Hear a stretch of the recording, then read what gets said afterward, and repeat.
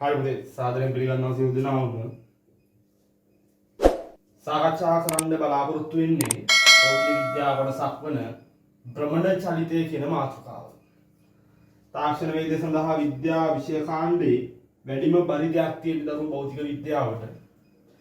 හරි සැලකිය යුතු ප්‍රශ්න එන්නේ භෞතික විද්‍යාව කොටසෙන්. අනෙත් ඒවත් ඒහා සමගාමීව තියෙනවා. හැබැයි යම් කිසි අසීරුතාවයක් මේ භෞතික විද්‍යාව කොටසට ළමයි දක්වනවා. ඒ හින්දා මේ ටික හොඳටම කරගන්න ඕනේ. මොකද මේක අතහැරලා ඔයාට විශිෂ්ට සාමාර්ථයකට යන්න බෑ. හරි. එහෙනම් මේ වීඩියෝ එකෙන් මම මූලික වශයෙන් භ්‍රමණ චලිතය සිද්ධාන්ත සාකච්ඡා කරන්න බලාපොරොත්තු වෙනවා. ලස්සනට වැඩේ කරනවා කිසිම ගැටලුවක් නැහැ. මේ වීඩියෝ මාලාව Tamanට ලබා ගන්න පුළුවන් වැඩි විස්තර ඩිස්ක්‍රිප්ෂන් එකේ තියෙනවා. ඊට අමතරව නිබන්ධනය නිවසටම ගෙන්වා ගන්න පුළුවන්. ඒ සියලු විස්තර ඩිස්ක්‍රිප්ෂන් එකේ තියෙන විදිහට කරලා Tamanට පාඩම් වලට සහභාගී වෙන්න පුළුවන්. මේ වෙනකොට Tamanට මේ වීඩියෝ එක නරඹනකොට ගොඩාක් දුරට නිබන්ධනය අතේ නැතුව ඇති. ගැටලුවක් නැහැ. මේක පෞද්ගලික වීඩියෝවක් නෙමෙයි. පොදු එකක් විදිහට හැමෝටම බලන්න පබ්ලිෂ් කරනවා. ඊට අමතරව මෙතනින් පස්සේ තියෙන පාඩම් ගැන Tamanට මේකෙන් සෑහීමකටපත් වෙන්න පුළුවන් නම් හිතලා බලන්න. සාපේක්ෂව සංසන්දනය කරන්න කිසිම ගැටලුවක් නැහැ. හරි. එහෙනම් පම්පෝරි වැල්ලට අරන් වැඩක් නැහැ. මාතෘකාව දාගන්න. භ්‍රමණ චලිතය. භ්‍රමණ චලිතය. හරිද? සරලවම මේ භ්‍රමණය වෙනවා. අපි දන්නවා මේ භ්‍රමණය වෙනවා කියන්නේ දරුවෝ කැරකෙනවා වගේ. හරි. ඔය පෘථුවිය පරිභ්‍රමණය ඔය වගේ බර වචන ඔයගොල්ලෝ දැන් දන්නවනේ.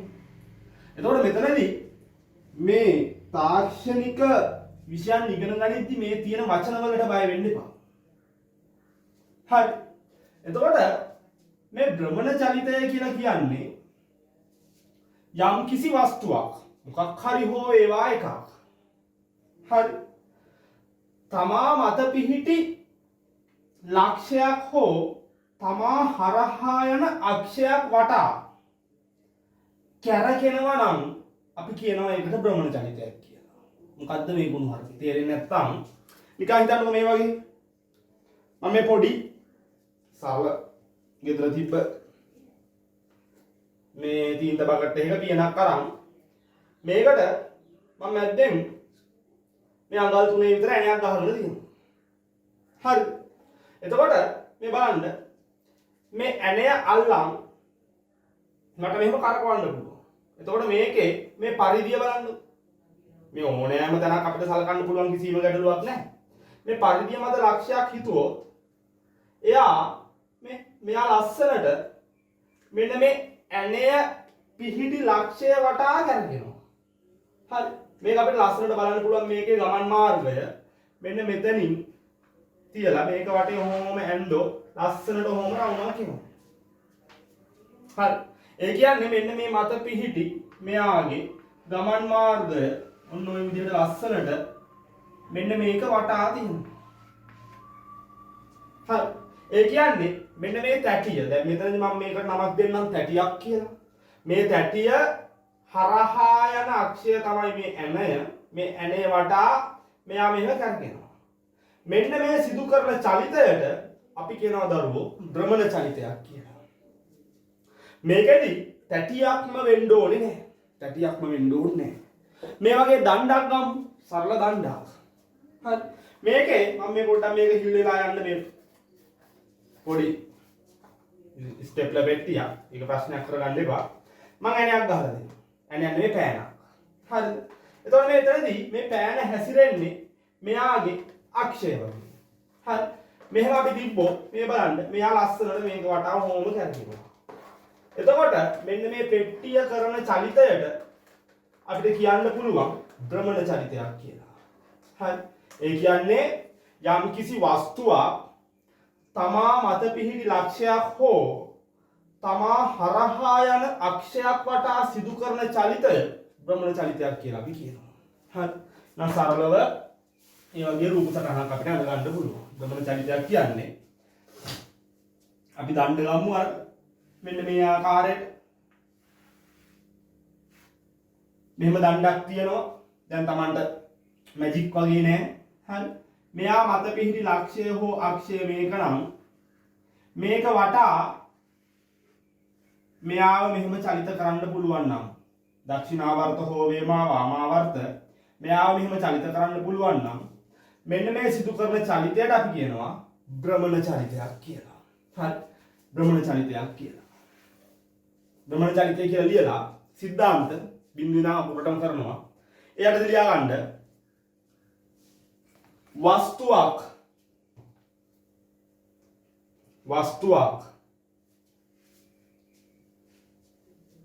තමා මත පිහිටි ලක්ෂයක් හෝ තමා මත පිහිටි ලක්ෂයක් හෝ තමා හරහා යන මෙන්න මේක තමයි කියන්නේ. මේක තමයි මත පිහිටි ලක්ෂය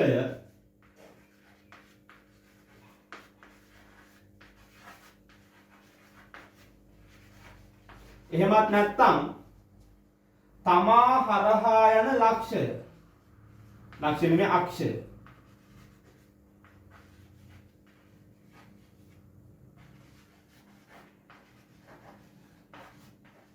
අක්ෂය. හරි. ඔය තමයි වචනේ. එහෙනම් මොකක්ද නිර්වචනය? වස්තුවක් තමා මත පිහිටි ලක්ෂය හරහා හෝ තමා හරහා යන අක්ෂය වටා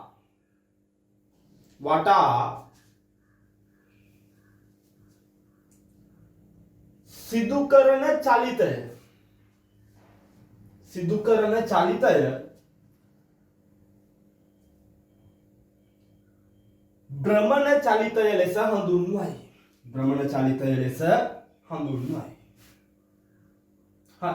එහෙනම් ඕක තමයි මේ භ්‍රමණ චලිතය කියන්නේ. මොකක් හරි මඟුලක් පැටියක් හෝ වේවා, දණ්ඩක් හෝ වේවා, පොල්ලක් හෝ වේවා තමා මත පිහිටි ලක්ෂයක් හෝ තමා හරහා යන අක්ෂයක් වටා මෙන්න මේ විදිහට එහෙමත් නැත්නම් අනිත් පැත්තට චලිත වෙනවා නම් මෙන්න මේ චලිතයට අපි කියනවා භ්‍රමණ චලිතයක් කියලා. මේවා පට්ටලේසි හරියට ඔලුවට දාගන්න. හරි. ඔන්න ඕක තමයි භ්‍රමණ චලිතයක් කියලා කියන්නේ. මෙතනදී මේ භ්‍රමණ චලිතය ගැන කතා කරද්දී අපිට මේ භ්‍රමණ චලිතය හා සමගාමී අපිට දැනට හුරුදරුව රේඛීය චලිතය. අපි දන්නවනේ රේඛීය චලිතය. හරි. එතකොට නිකම් පොඩ්ඩක් කල්පනා කරලා බලන්න මේ එක චලිත ස්වරූපයක් මීට අමතරව දැනට අපි දන්නවා රේඛීය චලිතය කියලා. අපි නිව්ටන් නියම ඉගෙනගෙන තියෙන්නේ සාමාන්‍ය පෙළ චලිත සමීකරණ හදාarලා තියෙන්නේ. ඒ හින්දා මේ රේඛීය චලිතය කියලා එකක් අපි දන්නවා. හරිද? අපි අලුතෙන් ඉගෙන ගන්න හදන්නේ භ්‍රමණ චලිතය. මේවා අමාරු දේවල් නෙමෙයි හරියට ඔලුවට දාගන්න. එතකොට මේ රේඛීය චලිතය ගැන කතා කරද්දී මතක් කරගන්න ඔයගොල්ලෝ විස්ථාපනය කියලා එකක් ඉගෙන ගත්තනේ.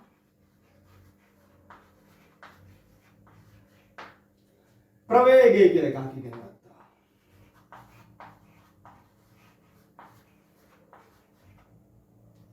ඊට අමතරව ත්වරණය කියලා එකක් ඉගෙන ගත්තා.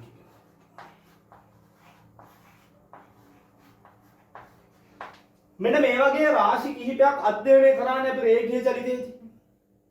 එහෙනම් රේඛීය චලිතයේදී මේ වගේ ඒවා තියෙනවා නම් මේ භ්‍රමණ චලිතයටත් මේ වගේ දේවල් තියෙන්න ඕනේ. මෙතනදී මේ සිද්ධියම තමයි තියෙන්නේ පොඩ්ඩක් නාමකරණය වෙනස් වෙනවා. ඒ කියන්නේ රේඛීය චලිතයේදී අපි දන්නවා වස්තුව යම්කිසි කාලයක් තුල සිදු කරන දුරෙහි කෙටිම වෙනස අපි විස්ථාපනය කියලා කිව්වා. ඊට පස්සේ විස්ථාපනය වෙනස් වීමේ ශීඝ්‍රතාවය ප්‍රවේගය කියලා. ප්‍රවේගය වෙනස් වීමේ ශීඝ්‍රතාවය ත්වරණය කියලා.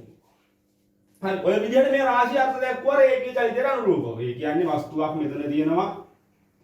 t කාලයකදී මෙතෙන්ට යනවා. මෙන්න මේ ටික s කියලා ඕනනම් කියන්න පුළුවන්. ගත වෙච්ච කාලය t කියලා කියන්න පුළුවන්. එහෙනම් v සමානයි s බෙදීම t කියලා කියන්න පුළුවන්. එහෙනම් a සමානයි v බෙදීම t කියලා කියන්න පුළුවන්. ඔන්න ඔහොම ගේමල් ටිකක් අපි ඉගෙනගෙන තියෙනවා. හරි. එහෙනම් මෙන්න මේ වගේම ටිකක් මේකෙත් තියෙනවා. දැන් අපි සාකච්ඡා කරන්න අධ්‍යයනය කරන්න බලාපොරොත්තු වෙන්නේ මේ ටික. එතකොට මේවා අමුතුවෙන් මැජික් වගේ බලි වගේ වෙන්න හේතුවක් නැහැ. Taman සරලව සාවධානයෙන් ඔලුවට දාගන්න. අහසින් පාත් වුණා වගේ නැහැ. හරිද? එහෙනම් මේ එක් චලිත ස්වරූපයක් මේ තවත් චලිත ස්වරූපයක්. චලිතයක් නම් මේ වගේ රාශි තියෙන්න ඕනේ. හරි.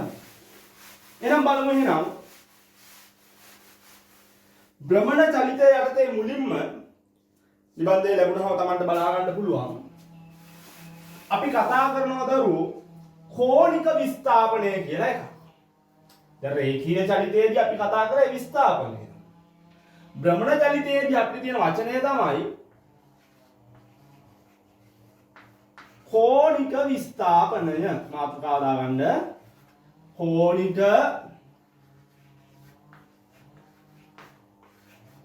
විස්ථාපනය. කෝණික විස්ථාපනය. මොකද්ද මේ කෝණික විස්ථාපනය කියන්නේ? මේකයි. දැන් භ්‍රමණ චලිතයක් කියන්නේ මොකද්ද කියලා දැන් Tamanට අවබෝධයක් තියෙනවනේ. මේ මොකක් හරි වස්තුවක් එයා හරහා යන අක්ෂයක් වටා සිදු කරන චලිතය. දැන් මේ භ්‍රමණ චලිතය සිද්ධ වෙද්දි මෙන්න මෙහෙම නෙවෙන්නේ. දැන් මෙතන අක්ෂය මම තියා ගන්නවා. වස්තුවේ ආරම්භක පිහිටුම මම අඳ ගන්නම් මෙහෙම කියලා. හරි. සරලව ගන්න එපා වැඩි.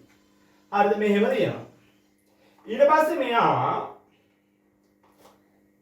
කැරකෙන්නේ මෙන්න මේ අක්ෂය වටා මෙහෙමනේ. හරි මෙහෙමනේ.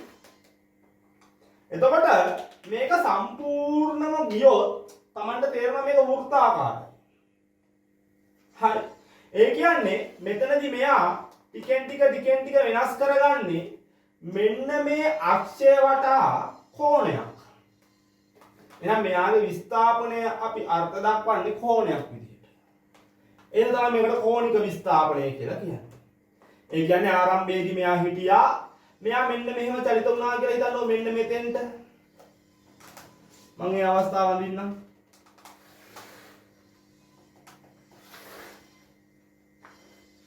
හරි. මෙතන තමයි ඔය කියපු අක්ෂය. මේ කලින් තිබ්බ එක මේක දැන්. හරිද? එහෙනම් මෙතනදී මෙන්න මෙයා මේ පැත්තට චලිත වුණා මෙන්න මෙච්චර. මේ වෙනස් වීම මෙන්න මේ ලක්ෂයට සාපේක්ෂව මෙන්න මෙච්චරක් කෝණයක්. අපි θ කියලා කියන්න. එහෙනම් මෙන්න මේකට තමයි දරුවෝ අපි කියන්නේ කෝණික විස්ථාපනය කියලා.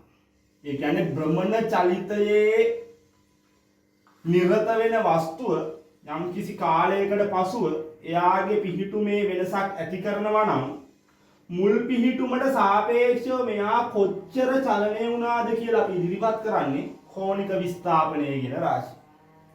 මේකේ සංකේතය දරුවෝ θ. කෝණ මනින සම්මත ඒකකය රේඩියන්. එහෙනම් මෙතනදී කෝණික විස්ථාපනය කියලා අපි මනින්නේ කෝණයක් ඒකකය රේඩියන්. රැඩ්. හරිද? කෝණික විස්ථාපනය කියලා ලියලා ඒ අර්ථය ලියා ගන්න. යම්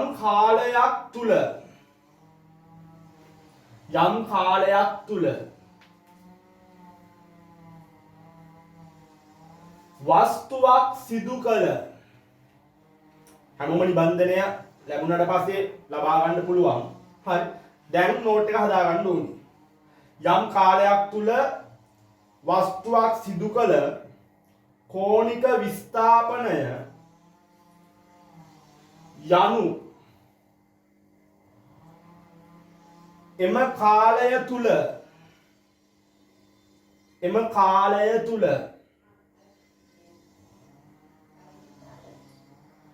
වස්තුව භ්‍රමණය වූ කෝණය වේ. ඒ කියන්නේ ආරම්භක පිහිටුම මෙතන අපි ගමු පුතේ කාලය බිඳුවයි යම් කිසි කාලයක් ගත වුණාට පස්සේ t සමානයි t කියලා ගමු. මෙයාගේ පිහිටුව මෙතන ඉඳන් මෙතෙන්ට ඇවිල්ලා එතකොට කෝණික විස්ථාපනය කියන්නේ මෙන්න මේ කෝණයට. මෙන්න මේ කෝණයට. හරි. සටහන දාගන්න. දැන් මේවා මොනවාද අයියෝ මේවා මේ කිරි කජුනේ කියලා නිකන් මේ පුහු මානසිකත්වයකට එන්න එපා. හරි. ඇති වෙන්න ප්‍රශ්න තියෙනවා. ඇඬෙන්න රිදෙන්න දැනෙන්න ප්‍රශ්න තියෙනවා. හරියට ප්‍රශ්න කරන්න නම් මූලික સિદ્ધාන්ත ටික දැනන් සිටිය යුතුමයි. හරි. ඊළඟව තමයි කෝණික විස්ථාපනය කියලා කියන්නේ t-කට. මෙන්න කෝණික විස්ථාපනය. හරි.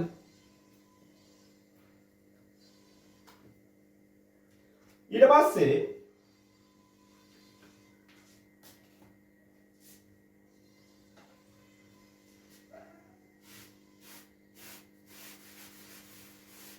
කෙටි මාතෘකාව දාගන්න. කෝණික ප්‍රවේගය.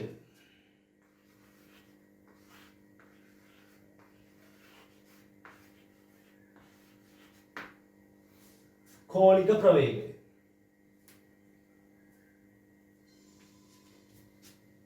සංකේතය තමයි දරුවෝ ඔමෙගා.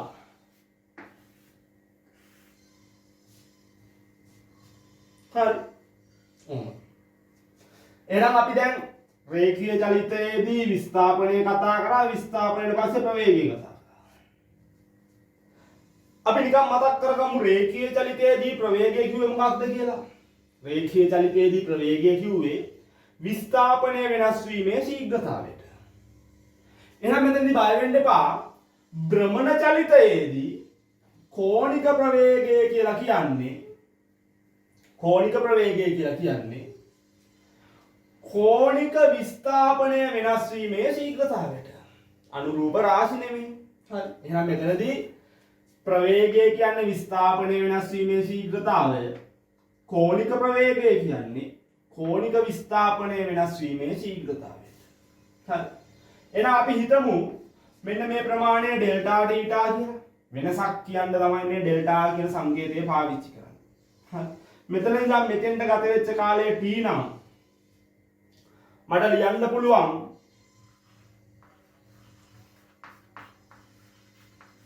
කෝණික ප්‍රවේගය සමානයි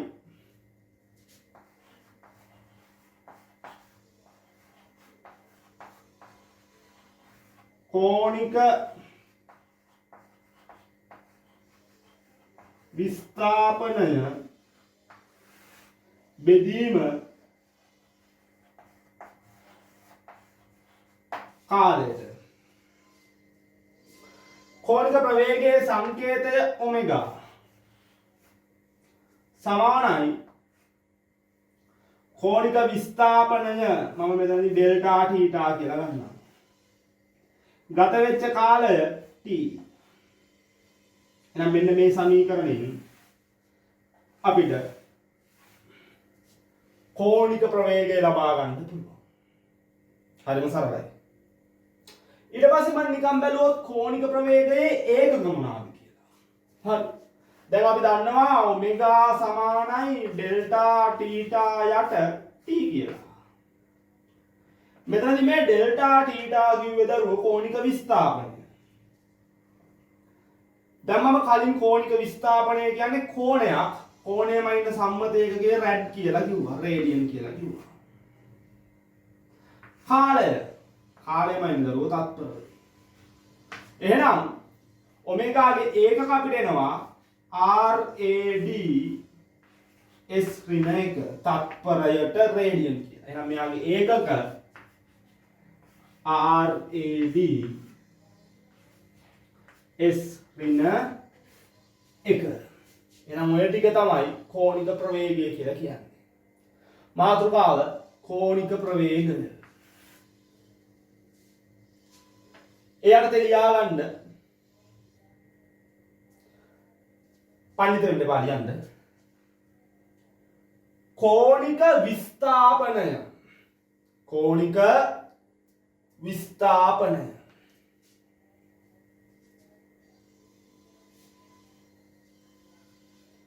වෙනස් වීමේ ශීඝ්‍රතාවය. කෝණික විස්ථාපනය වෙනස් වීමේ ශීඝ්‍රතාවය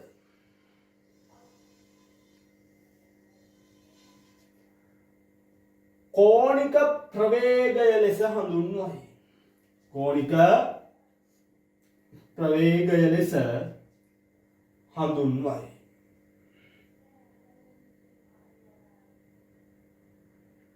හරි. තමන්ට ආය කරන්න දෙයක් නැහැ. රූප සටහන ඇඳගන්න t සමානයි 0යි t සමානයි t වරන්තිය ලියා ගන්න සමීකරණය ලියලා කොටු කරගන්න සංකේතය හඳුන්ව ගන්න අදාළ ඒකකය අනිවාර්යෙන් ලියා ගන්න මතක තියාගන්න. ඒකගේ එන හැටි තමන්ට ලියා ගන්න පුළුවන්. කටපාඩම් කිරීම අත්‍යවශ්‍ය නැහැ. විභාගෙදී වුණනම් සටකාලා මේ ටික දන්නවනම් කෝණික ප්‍රවේගය කියන්නේ මොකක්ද කියන නිර්වචනය ඔළුවට එනවනම් තමන්ට ඒකක කොටස් ගාලා එනවා නිරායාසයෙන්. සරණ දාගන්න.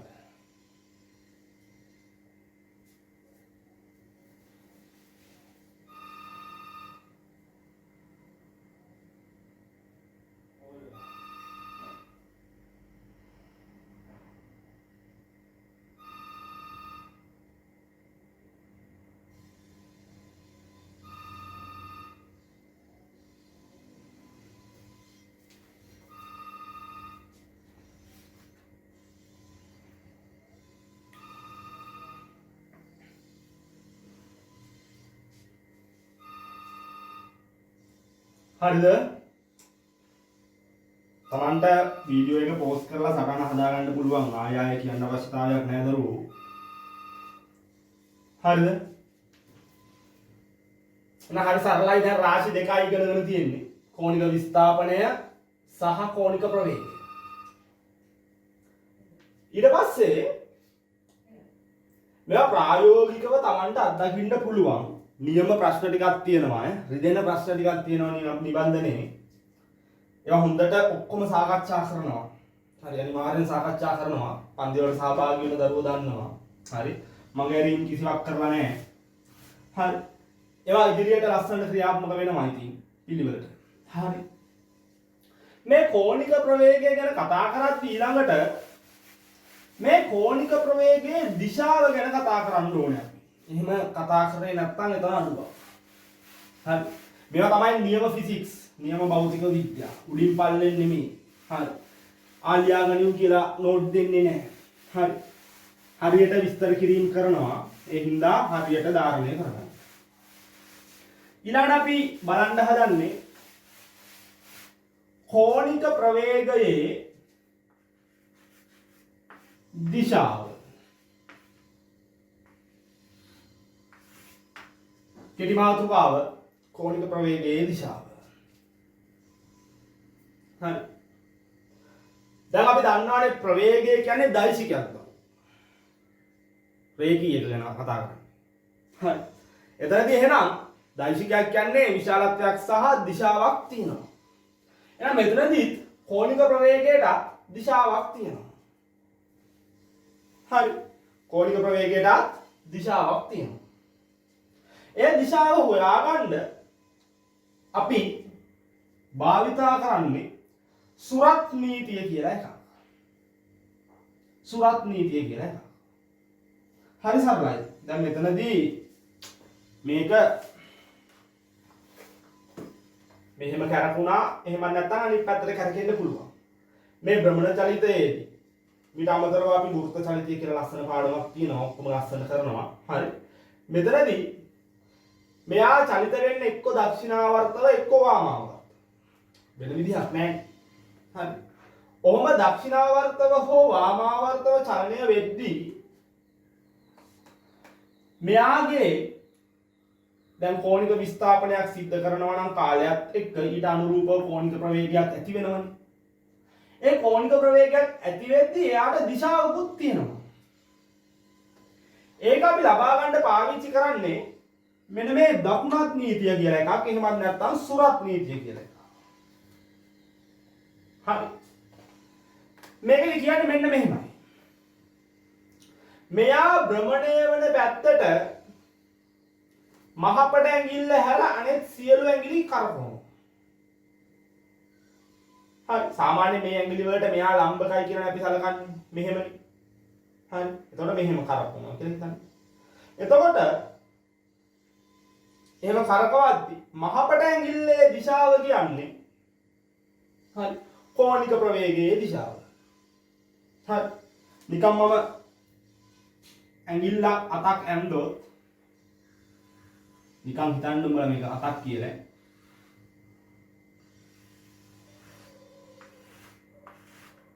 අම්මා සිරියන අතක් නිකන් දෙයක් නැහැ. හරි. මේක හිතන්නකො මෙහෙම. හරි. නියපොත්ත මේ පැත්තේ. හරි. මේ තමයි මහපට ඇඟිල්ල. හරි. එතකොට මෙයා කැරකෙන පැත්තට සුරතේ ඇඟිලි ටික කරකවනවා. එහෙනම් මෙන්න මෙතනදී මෙයා කැරකෙන්නේ මෙහෙමනේ. හරි. චලිතයේ සිදුවන දිශාව. එතකොට මෙන්න මේ මහපට ඇඟිල්ල මේකට කියන්නේ පුතේ මහපට ඇඟිල්ල කියලා. උඹලා නිකන් ප්‍රංශයෙන් බහලා වගේනේ. හරි. මේ මහපට ඇඟිල්ල.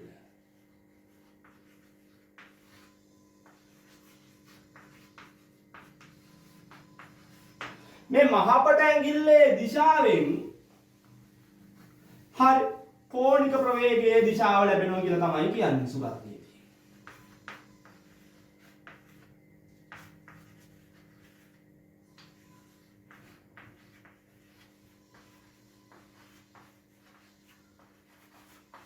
ඔන්නෝ තමයි සුරත් නීතිය කියලා කියන්නේ. මොකක්ද? මොකක් හරි එකක් චලිත වෙන පැත්තට දකුණු අතේ ඇඟිලි ටික කරකවපුවාම මහපට ඇඟිල්ලේ දිශාවෙන් නිරූපණය වෙන්නේ කෝණික ප්‍රවේගයේ දිශාව. හරි. ඕක මට අර තැටියෙන් හොඳට පෙන්වන්න පුළුවන්. මේ තැටිය කියලා හිතන්නකෝ. මේ තැටිය. මේ තැටිය දැන් මම කරකවනවා මෙහෙට. හරි. ඒ කියන්නේ පුතේ වාමාවර්තව. හරි. මම මේක අඳින්නම් මෙතනින්. තැටිය.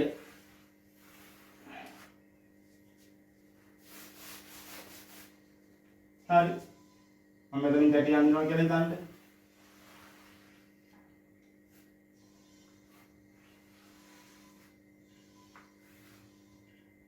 මේ තමයි භ්‍රමණ අක්ෂය.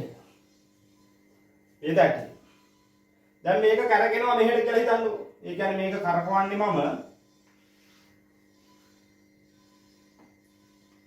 ඔහෙට.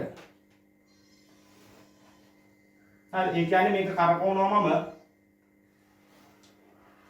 මෙන්න මෙහෙට. මෙන්න කොහොමද කියලා හිතන්න. මෙහෙට. එහෙනම් මම ඇඟිලි ටික තියන්න ඕනේ මෙහෙට. ඔන්න. තිබ්බා. හරි. මෙහෙට කරගෙන්නේ. මෙහෙට කරගෙද්දි ඇඟිලි ටික ඒ කරගෙන පැත්තට අල්ලන්න. අල්ලපුවාම මේ මහපට ඇඟිල්ල උඩට පුතේ. වරු. එහෙනම් මහපට ඇඟිල්ල උඩට කියන්නේ මෙන්න මෙතනදී මේ තැටිය මේ කැරකෙන්නේ වාමාවර්ත උනේ. හරි. එහෙනම් එතකොට මෙන්න ඔමෙගා හි දිශාව උඩට. හරි සර්. ඊට පස්සේ ආයෙ ගමු ඔය තැටියම.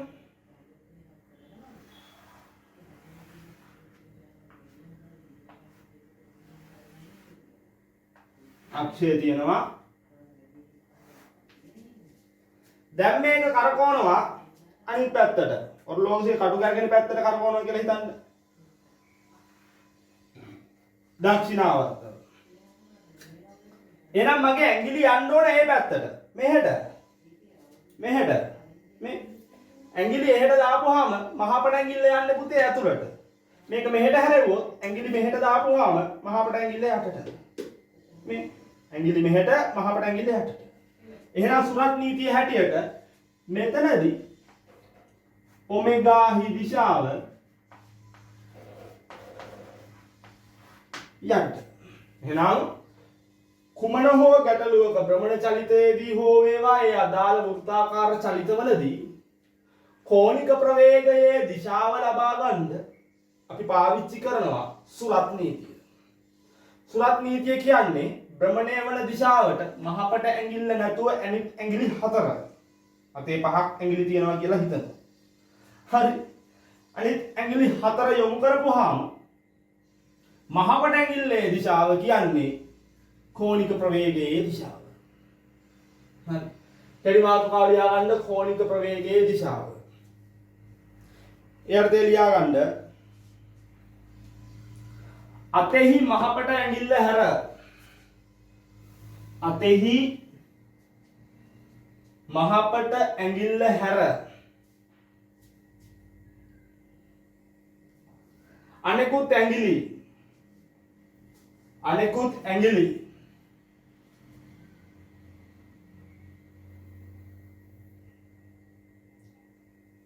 වස්තුව භ්‍රමණය වන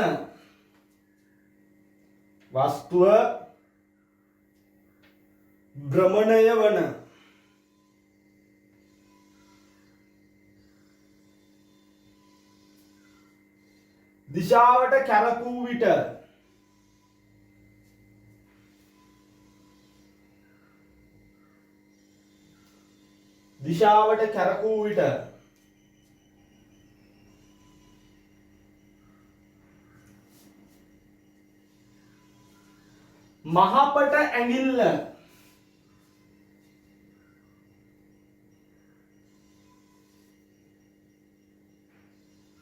මහපට ඇඟිල්ල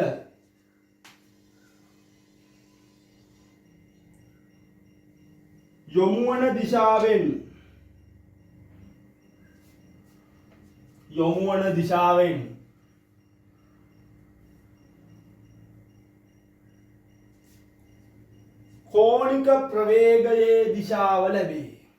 කෝණික ප්‍රවේගයේ දිශාව ලැබේ.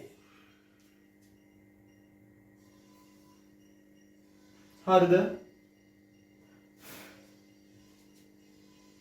සටහන දාගන්න පුළුවන්. අවශ්‍ය නම් ස්ක්‍රීන්ෂොට් එකක් ගහගන්න.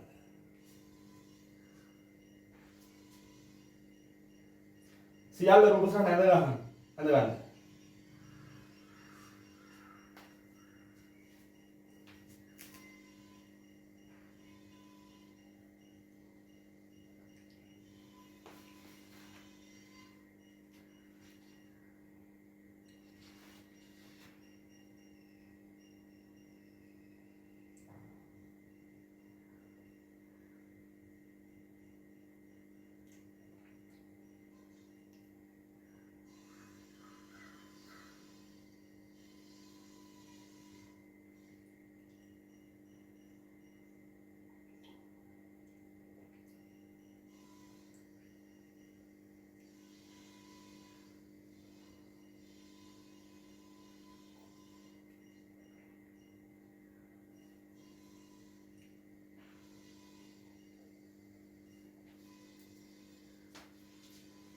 හරිද? එහෙනම් දැන් කෝණික ප්‍රවේගය කියන්නේ මොකක්ද? සහ කෝණික ප්‍රවේගයේ දිශාව ලබා ගැනීම පිළිබඳ අවබෝධයක් තියෙනවා.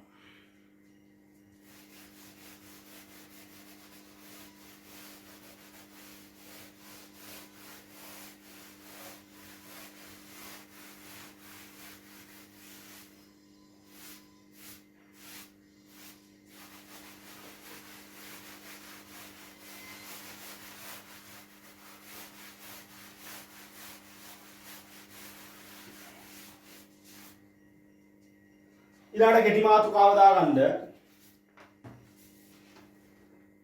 කෝණික ප්‍රවේගය සහ රේඛීය ප්‍රවේගය අතර සම්බන්ධය.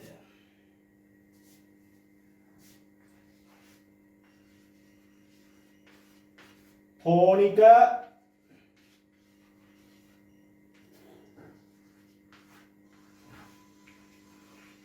ප්‍රවේගය සහ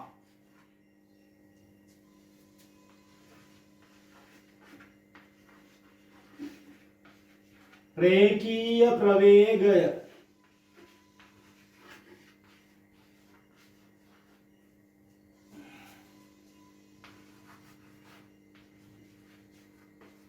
අතර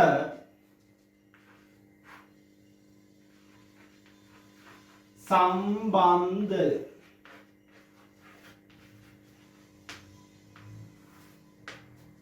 කෝණික ප්‍රවේගය සහ රේඛීය ප්‍රවේගය අතර සම්බන්ධය. හරිද? ඒ කියන්නේ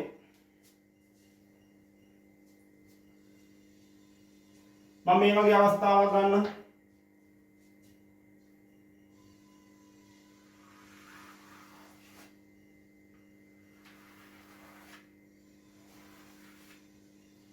මේක රවුමක් කියලා හිතන්න.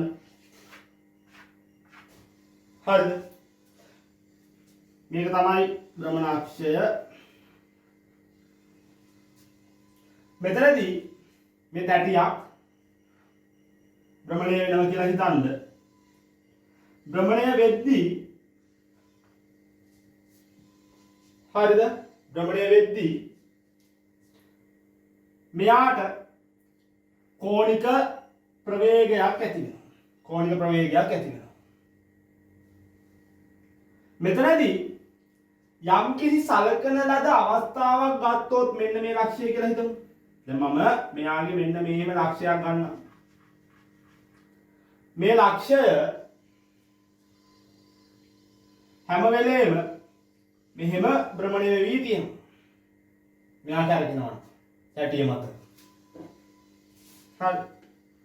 මෙයා මත මාතර වේග ළඟ පාද නැහැ. හරිද? මෙහෙම ගත්තොත් මේ මොකක් හරි එක තැනක් මෙයා මෙහෙම මෙයාට භ්‍රමණය වෙනවා. මෙයාට කෝණික ප්‍රවේගයක් තියෙනවා. මේ ඇඟිල්ල තියන් ඉන්න තැන කියලා හිතන්න. හරිද?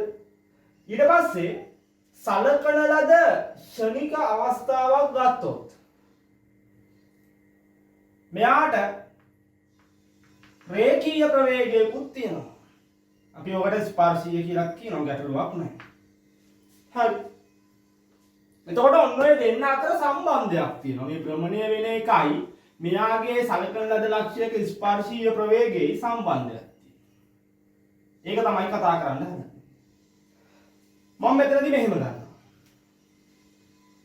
මෙන්න මෙහෙම ආරම්භයේදී මෙයා මෙතන තියෙනවා ඩෙල්ටා ටීටා. ඉතාමත් පොඩි කාලයකදී මෙයා එනවා මේ වගේ තැනකට. මෙන්න මෙහෙම එනවා කියලා හිතන්න. මෙන්න මෙතෙන්ට ගත වෙන කාලය දරුවෝ ඩෙල්ටා ටීටා. ඉතා කුඩායි. කාලය ඩෙල්ටා ටී. sorry. කාලය ඉතා කුඩායි නම් මෙන්න මේ පරතරය මම විශාල කරලා ඇඳට ඉතාම කුඩායි. හරිද? ඔයගොල්ලන්ට මතක ඇති ඔයගොල්ලෝ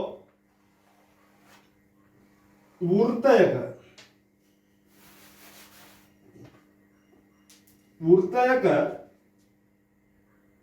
මේ වගේ වර්ගඵලය හොයන්න මේ වෘත්තය කැපුවා මෙන්න මේ වගේ චූටි ඒවා බර ගානකට. හරිද? ඔය ඇදලා කපලා ඊට පස්සේ ඕක ඇලෙව්වා මෙන්න මෙහෙම ඔයගොල්ලෝ. පොඩි පන්ති මුල අමතක කරන්න එපා ඈ. මෙහෙම ඇලෙව්වා. හරි. මෙහෙම අලෝලා ඔයගොල්ලෝ හිතුවා ආසන්න වශයෙන් මේකේ හැඩය ඍජු කෝණාශ්‍රයක් කියලා ඔන්න. ඒ කියන්නේ මෙන්න මේ චූටි කර්ව් කෑලි ඔයගොල්ලෝ හිතුවා නිකන් සරල රේඛාව වගේමයි කියලා. හරිද? එහෙනම් මෙතනදී අන්නේ උපකල්පනය මම කරනවා. ඩෙල්ටා ටීටා ඉතා කුඩා බැවින් මෙන්න මෙතන මෙන්න මේ තියෙන්නේ S කියලා. අපි හිතමු රේඛීය දුරක් මේ දෙන්නම ඉතා සමානයි. මේ දෙන්නම ඉතා සමානයි. හරි. මෙතන විස්ථාපනය ඩෙල්ටා ටීටා කියලා ගමු. හරි. එහෙනම් ඔයගොල්ලන්ට මතක ඇති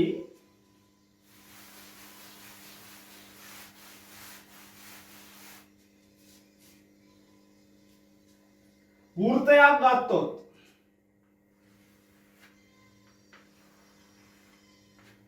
හරි අරය R වන මෙන්න මෙහෙම කේන්ද්‍රික ඛණ්ඩ කෑල්ලක් සැලකුවොත් මේ කෝණය θ නම් 11 වසර කේන්ද්‍රික ඛණ්ඩ කොටසෙත් මේක කරා අපිත් කරලා දෙනවා මෙන්න මේ කොටස S කියලා ගත්තොත් θ රේඩියන් ඔයගොල්ලන්ට ලියන්න පුළුවන් පුතේ S සමානයි R θ කියලා R θ R කිව්වේ අරය θ කිව්වේ කෝණය රේඩියන් වලින් S කිව්වේ චාපදිය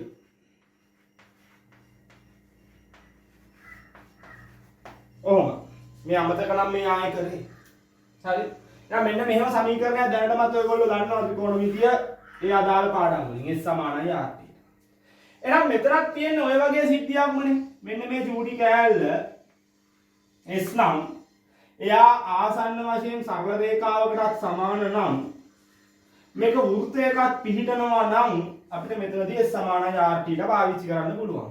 මෙතන S සමානයි මම අරය R කියන්නම් මේකෙත්. එහෙනම් මම ලියන්න පුළුවන් S සමානයි R ඩෙල්ටා θ. මේක ඕනේ. හරිද? ඔන්න ඔහොම මූලික සමීකරණයක් එනවා. මේක සමීකරණයක් නම් මට මේ සමීකරණයේ දෙපැත්තට එකම දේ කරන්න පුළුවන්. මේ පැත්ත යම් කිසි සංඛ්‍යාවකින් බෙදනවා නම් මේ පැත්තත් බෙදන්න පුළුවන්. හරි. එහෙනම් මම මෙතනදී මේ සමීකරණයේ දෙපැත්තම ඩෙල්ටා t ටකින් බෙදනවා. දෙපසම ඩෙල්ටා t ටකින් බෙදනවා.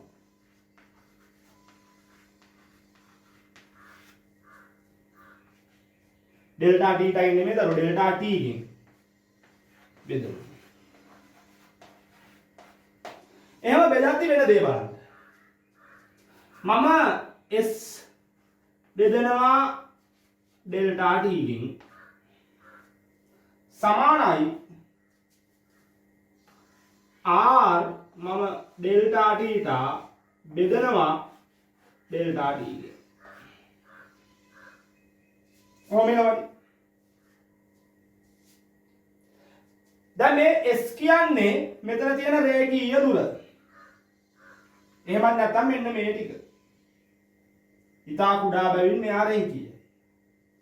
S බෙදීම ඩෙල්ටා t කියන්නේ විස්ථාපනය බෙදීම කාලය කියන්නේ ප්‍රවේගය v. මෙතනින් මට ලියන්න පුළුවන් v කියලා. R මම බෙදීම මෙයාට වෙන් කරන්නම් මෙහෙම. R ඩෙල්ටා θ යට ඩෙල්ටා t කියන්නේ දැන් ඔයා කලින් ඉගෙනගෙන තියෙනවා මෙයාට තමයි ඔමෙගා කියලා කිව්වේ. විස්ථාපනය බෙදීම කාලයට අපි කිව්වා කෝණික නම් කෝණික ප්‍රවේගය කියලා. මෙන්න එනවා එහෙනම් සම්බන්ධය. මොකද පුතේ සමීකරණය v සමානයි r ඔමෙගා. මෙන්න එහෙනම් කෝණික ප්‍රවේගය සහ රේඛීය ප්‍රවේගය අතර සම්බන්ධය. මෙන්න රේඛීය ප්‍රවේගය. අද හඳුන්වන්න ගන්න.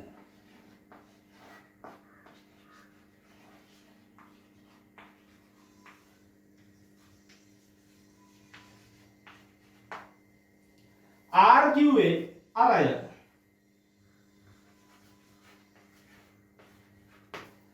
ඔමෙගා කිව්වේ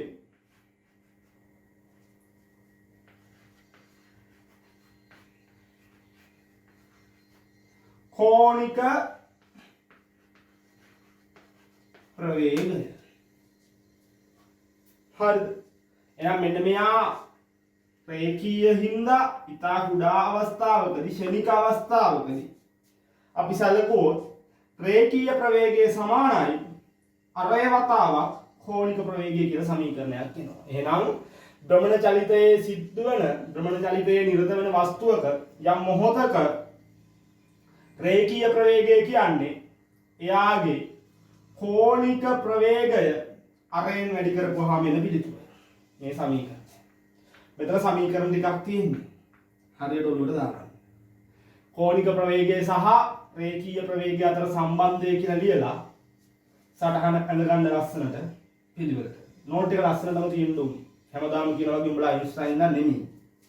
ඒ හින්දා පිළිවෙලට සටහන් පොත හදාගන්න. හරි. හරියට ලියාගන්න.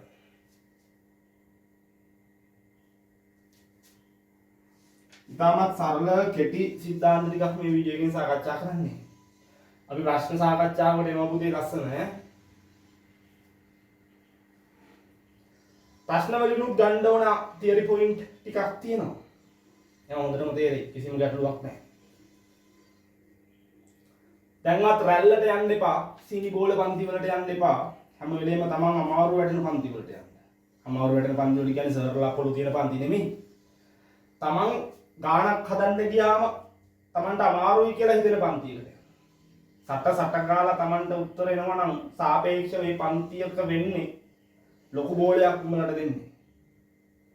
තමන්ගේ මට්ටම තමන් වැඩෙන්න නම් තමන්ට කොහෙ ගියත් පුළුවන්. හැබැයි එහෙම ඇඩ්ඩෝ ඉන්නේ අටලොස්සර. හරි සාපේක්ෂව ඕනෑම වැඩෙක්ට ඔළුවට බරක් දැනෙන පන්තියක් තියෙනවා නම් ඒ පන්තිය තමයි ඉන්නේ. මගේ නෙමෙයි.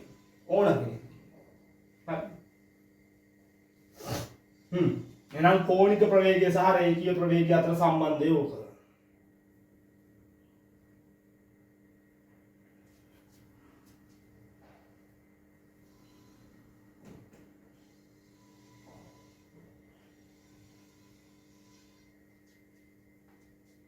හරියට ලියාගත්තනේ.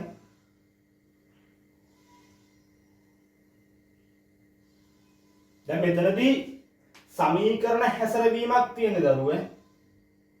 සමීකරණ හැසිරවීම. නිකන් දැනට බලමු අපි දන්න සමීකරණ ටික භ්‍රමණ චලිතේ. ඔමෙගා සමානයි ඩෙල්ටා තීටා යට t. ඔන්න පළවෙනි. ඊළඟට අපි දන්නවා S සමානයි R තීටා කියලා. මොකද මේවා වෘත්තාකාර ගමන් මාර්ගවල තියෙන හින්දා. මේක කලින් කෙනෙක් තියෙනවා. ඊට පස්සේ අපි දන්නවා V සමානයි R ඔමෙගා කියලා. රේඛීය ප්‍රවේගය සහ කෝණික ප්‍රවේගය අතර සම්බන්ධය. ඔය මතක තියෙනවා සමීකරණ. බොරුවට බිල්ලෝ කරන්න ඕනේ නැහැ මේ වයින් ගේම ගහන්න පුළුවන් ලස්සනට. හරි. නිකන් සරල උදාහරණයක් කතා කරමු මේ විදිහට. නිබන්ධනයේ ප්‍රශ්න වලට ලොකුවට යන්න බලාපොරොත්තුවක් නැහැ මේ වීඩියෝ එකේ මොකද නිබන්ධනය නැති හින්දා. ඒ ප්‍රශ්න සියල්ලම වෙන වීඩියෝ එකකින් කතා කරනවා. අවශ්‍ය අය කමෙන්ට් කරලා ගෲප් වලින් ඉල්ලන්න කිසිම ගැටලුවක් නැහැ. हाँ මම ගන්නවා මෙහෙම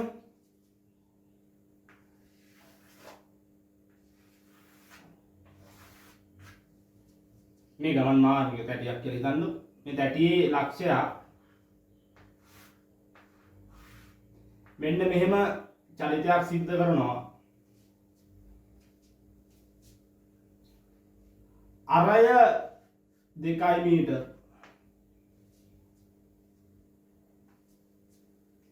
මෙයා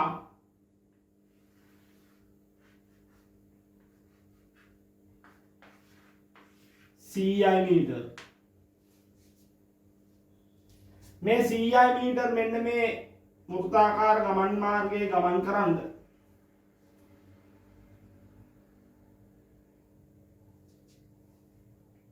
මෙයාට ගත වෙනවා තත්පර 10ක්.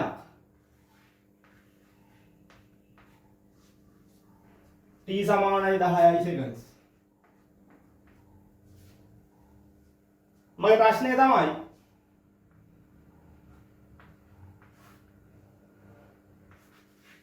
ඔමෙගා සොයන්න.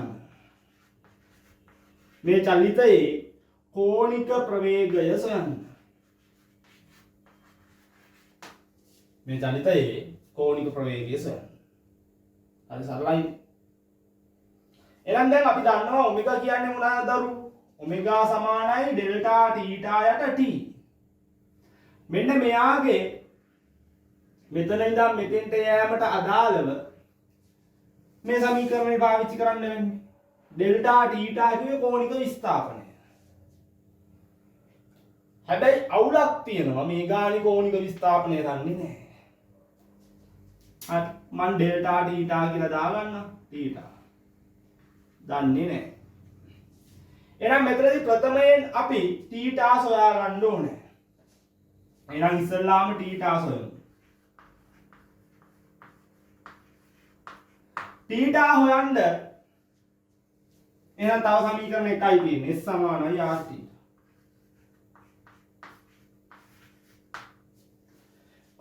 අවුලක් නැහැ. S කියන්නේ මෙන්න මේක නෙමෙයි. මේ S. එහෙනම් S කියන්නේ 100යි. අරය 2යි. වතාවක් තීටා. එහෙනම් 100 දෙකෙන් බෙදුවොත් මට එනවා තීටා. 50යි කියලා එනවා තීටා. ඒකක පුතේ වටර ගන්න එපා. තීටා කියන්නේ රේඩියන්. එහෙනම් තීටා රේඩියන් 50යි. තීටා දන්නවනම් t දන්නවනම් අපිට ඔමෙගා හොයන්න බැයිද? පුළුවන්. එහෙනම් අපි දන්නවා ඊළඟට ඔමෙගා සමානයි ඩෙල්ටා තීටා යට t. ඩෙල්ටා තීටා 50යි. මෙතන ඉඳන් මෙතෙන්ට මෙන්න මේ කෝණික විස්ථාපනය රේඩියන් 50යි. කෝණයක් කියලා කිව්වනේ 50යි රේඩියන්. බෙදීම කාලය මේකට ගත වෙන කාලය අපිට ගානේ දීලා තියෙනවා පුතේ. මේ 10යි තප්පර කියලා. 10යි seconds. බිඳුවට බිඳුව ගපුණාම අපිට කෝණික ප්‍රවේගය එනවා 5යි rad s ඍණ 1. මේක හෙන්න අමාරුයි පට්ට අමාරුයි කියලා වවාගෙන කනවා. හරි. හරියට සමීකරණ ටික දන්නවා නම් නොදන්න එකාව කොහොම හරි කරකවල ගන්න තියෙන්නේ. හැම වෙලේම මේ සමීකරණයක මහා අමුතු බයිලයක් නැහැ. නැත්නම් තියෙන්නේ මොකද්ද? එක්ක දෙකක් දෙනවා නිකන් අහන්නේ. වෙන දෙයක් නැහැ සමීකරණයක. පද දෙකක් තියෙනවා නම් පද තුනක් තියෙනවා නම් දෙකක් දෙනවා තුන්වෙනියව අහනවා. ඒකේ තුන්වෙනිය මූව් වෙන්න පුළුවන් මූව් වෙන්න පුළුවන් මූව් වෙන්න පුළුවන්. මේ කවුලක් නැහැනේ. හරි. ඔච්චරයි සමීකරණ බය වෙන්න එපා. හැම වෙලේම උත්තර කිරීම කියන පාඩම තියෙන සමීකරණ ඇතුලේ. හරි. දැන් ඔන්න ඔය වගේ තමයි මේවා යෙදෙන්නේ. මේවා යෙදෙන්නේ. හදාගන්න.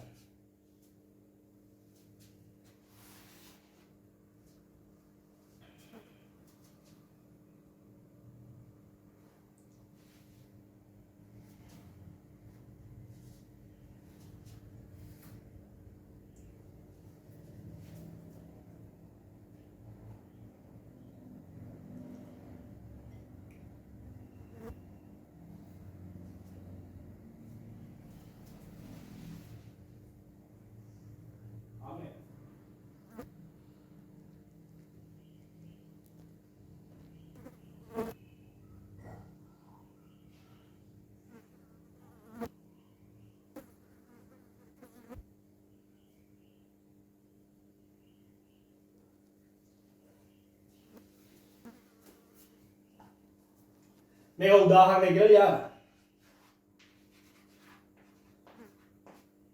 නිකන්. ප්‍රශ්නේ තමයි මේක.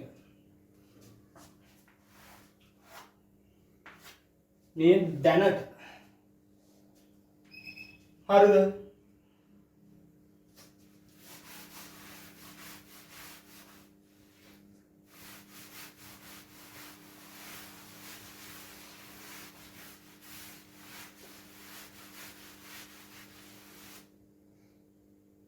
හරිනේ හදා ගන්න වෙලාව ඇතිනේ.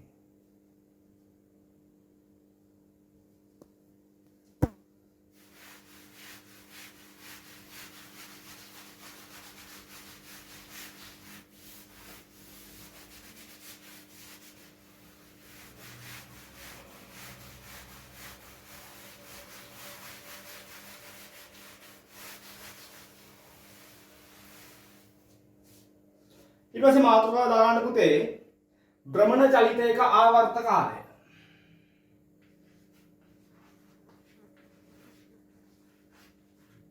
භ්‍රමණ චලිතයක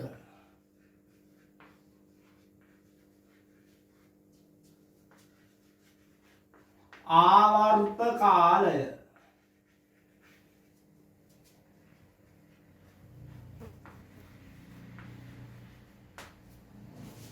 භ්‍රමණ චලිතයක ආවර්ත කාලය.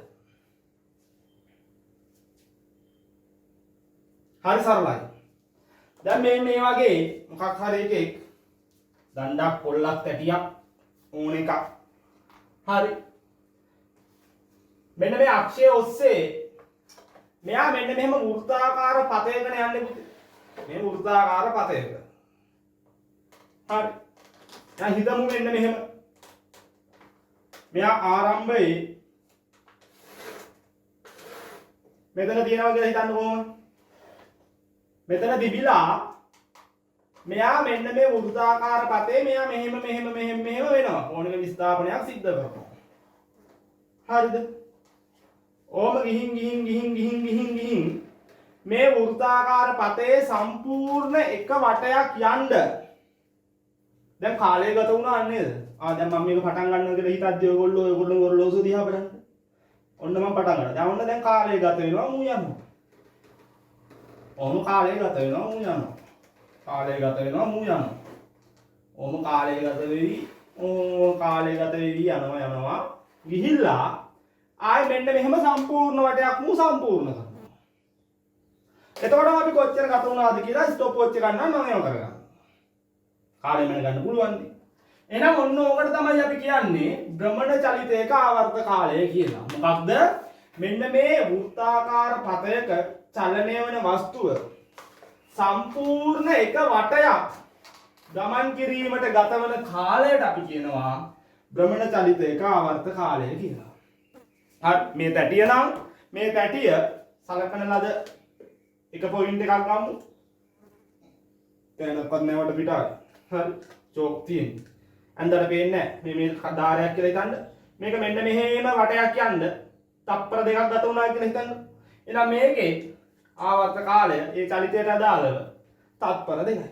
අන්න එහෙමයි. එහෙනම් භ්‍රමණ චලිතයක ආවර්ත කාලය කියන්නේ මේ අදාළ වෘත්තාකාර පතේ සම්පූර්ණ එක රවුමක් ගමන් කිරීමට ගත වන කාලය. හරි. එහෙනම් ඔබ අපි නිකන් සරලව ඇන්දොත් හරි මෙතන මෙයා මෙන්න මෙහෙම මෙතනින් පටන් අරන් මෙතෙන්ට යන්න ගත වන කාලය t කියලා ගත්තොත් අපි මේකට t කියලා කියන්නේ ඕකට තමයි භ්‍රමණ චලිතයක ආවර්ත කාලය කියලා කියන්නේ. ලියාගන්න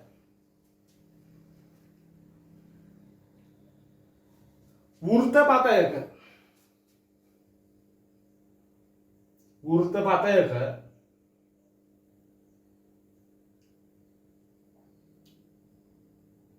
ගමන් කරන අංශුවක්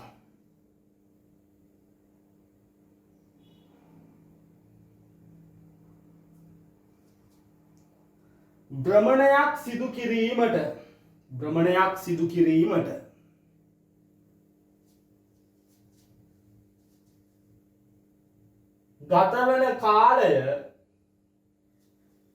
ගතවන කාලය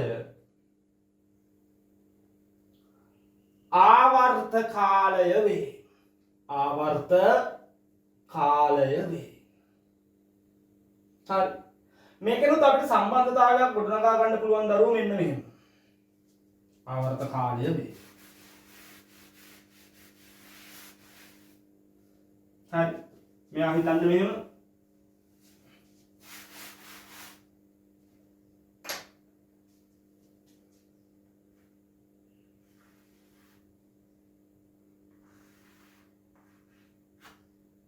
තියෙනවා මෙයා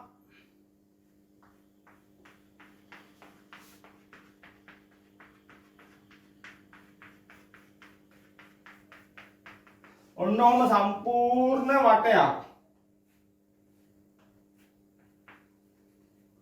ගමන් කරන්න ගත වන කාලය ආවර්ත කාලය.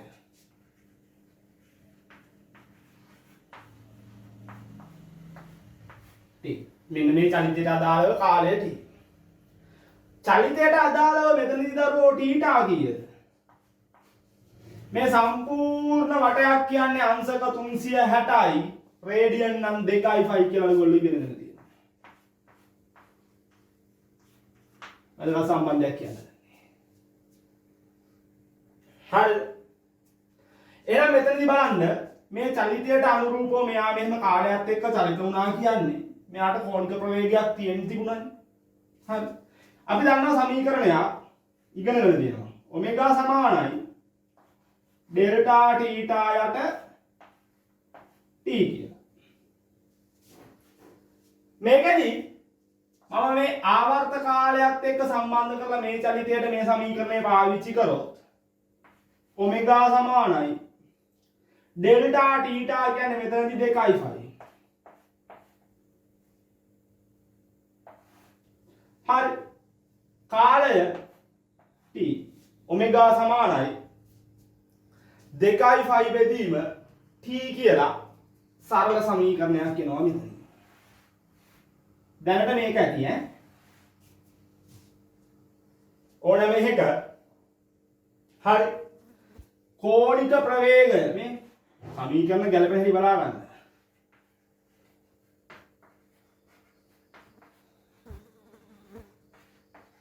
අදාළ චරිතයේ කෝණික ප්‍රවේගය ලබා ගන්න පුළුවන් 2.5 බෙදන්න ඕනේ කාගෙන්ද? ආවර්ත කාලයෙන්.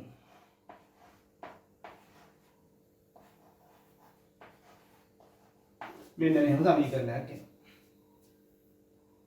හරි ඔමෙගා සමානයි 2.5 බෙදීම t කියලා. හරියට ලියන්න. අර යටතේ රූප සටහන ඇඳගෙන පැත්තෙන් ලියලා සමීකරණය කොට කරගන්න.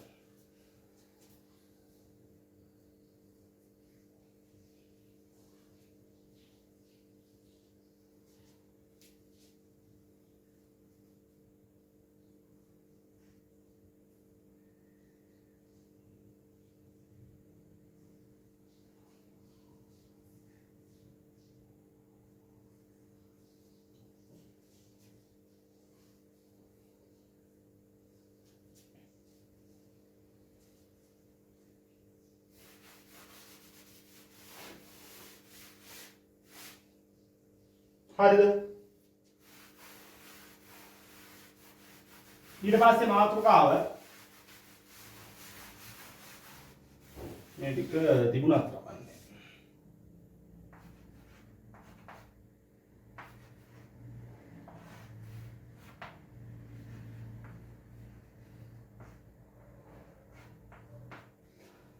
ඒක මම පැත්තෙන් තියාගන්නම්.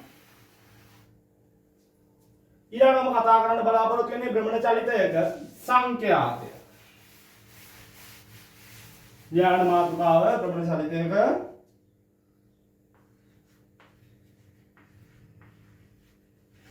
සංඛ්‍යාතය. සංඛ්‍යාතය කියන්නේ ෆ්‍රීකවන්සි f. අකුරෙන් අර්ථ දාන්න. එහෙනම් මොකද්ද මේ භ්‍රමණ චලිතයක සංඛ්‍යාතය? ඒ කියන්නේ මේ වගේ. දැන් මේක මට මෙහෙම කරකවන්න පුළුවන්. එතකොට මෙතනදී ඔහොම කරකවපුවාම තත්පරයක් ඇතුළත වට බර ගාණක් යනවා. එහෙම නැත්නම් වට බර ගාණක් යනවා. එහෙනම් මේ සංඛ්‍යාතය කියන්නේ දරුවෝ තත්පරයට ගමන් කරන වට ගාණ. හරි. ඒ කියන්නේ මේක මයින්ඩ් නම් ඉතින් මොකද කරන්නේ? ඕනනම් තත්පර 10ක් විතර මයින්නවා. එතකොට මේක කොච්චර කරකුණාද කියලා කොහොම හරි මෙකැනිසම් මේකින් දැන ගන්නවා. ඒක 10න් බෙදනවා. ඒ වගේ අදාළ කාලයෙන් බෙදෙනවා. හරි. එහෙනම් තමයි අපි මේ සංඛ්‍යාතය හොයාගන්නේ. එහෙනම් සංඛ්‍යාතය කියන්නේ තත්පරයට කැරකෙන වට ගන්න. හරි. එහෙනම් භ්‍රමණ චලිතයක සංඛ්‍යාතය කියන්නේ තත්පරයකදී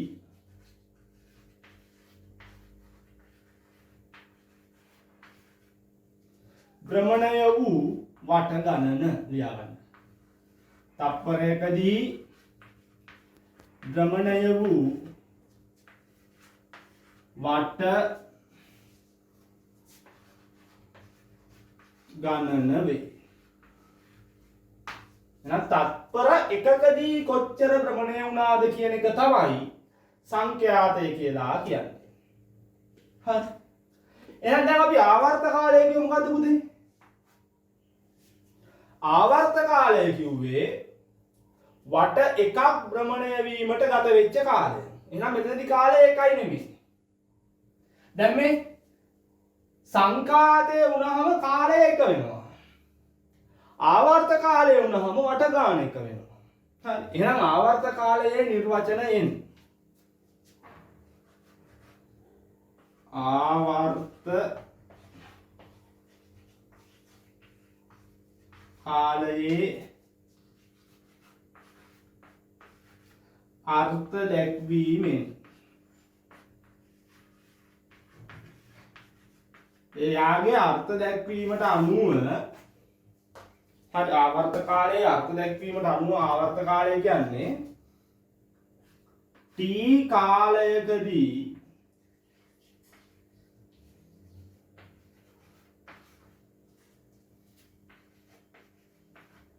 භ්‍රමණය වූ වට ගණන t කාලයකදී භ්‍රමණය වූ වට ගණන එකයි කියලා. ඒක වට එකක් භ්‍රමණය වීමට ගත වන කාලය තමයි ආවර්ත කාලය. ආවර්ත කාලය කිව්ව අපි t කියලා. ඒ කියන්නේ ආවර්ත කාලයකදී භ්‍රමණය වන වට ගණන අපි දන්නවා හරියටම එකයි. ඒ කියන්නේ t කාලයකදී භ්‍රමණය වන වට ගණන එකයි.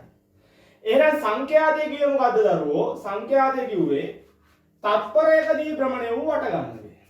එහෙනම් t කාලයකදී භ්‍රමණය වූ වට ගණන එකයි නම් මෙයාව එක කරන්න මොකද කරන්නේ? දෙපැත්තම t ගෙන් බෙදනවා. එහෙනම් එකයි තත්පර කාලයේදී භ්‍රමණය වූ වට ගණන කියන්නේ මේක බෙදන්න ඕනේ t ගෙන්. තත්පර එකකදී භ්‍රමණය වෙන වට ගණනට දැන් අපි කියනවා මොකක්ද? සංඛ්‍යාතය f. එහෙනම් ඔන්න තව වැදගත් සමීකරණයක්. f සමානයි 1 යට t. මේක තමයි ආවර්ත කාලය සහ සංඛ්‍යාතය අතර සම්බන්ධය. සංඛ්‍යාතය දන්නවා නම් ආවර්ත කාලය හොයන්න පුළුවන්. ආවර්ත කාලය දන්නවා නම් සංඛ්‍යාතය හොයන්න පුළුවන් මේකෙන්. හරිද? දැන් එහෙනම් මේ සමීකරණය තව පොඩ්ඩක් ඉස්සරහට යන්න පුළුවන්. f සමානයි 1 යට t. එහෙනම් දැන් අපි දන්නවා ඔමෙගා සමානයි 2යි බෙදීම t. නේ? මේ බෙදීම t කියන්නේ පුතේ ಗುಣ කිරීම 1 යට t නේද? නිකම් මේ පොඩ්ඩක් මේ අඳුම වෙනස් කරා.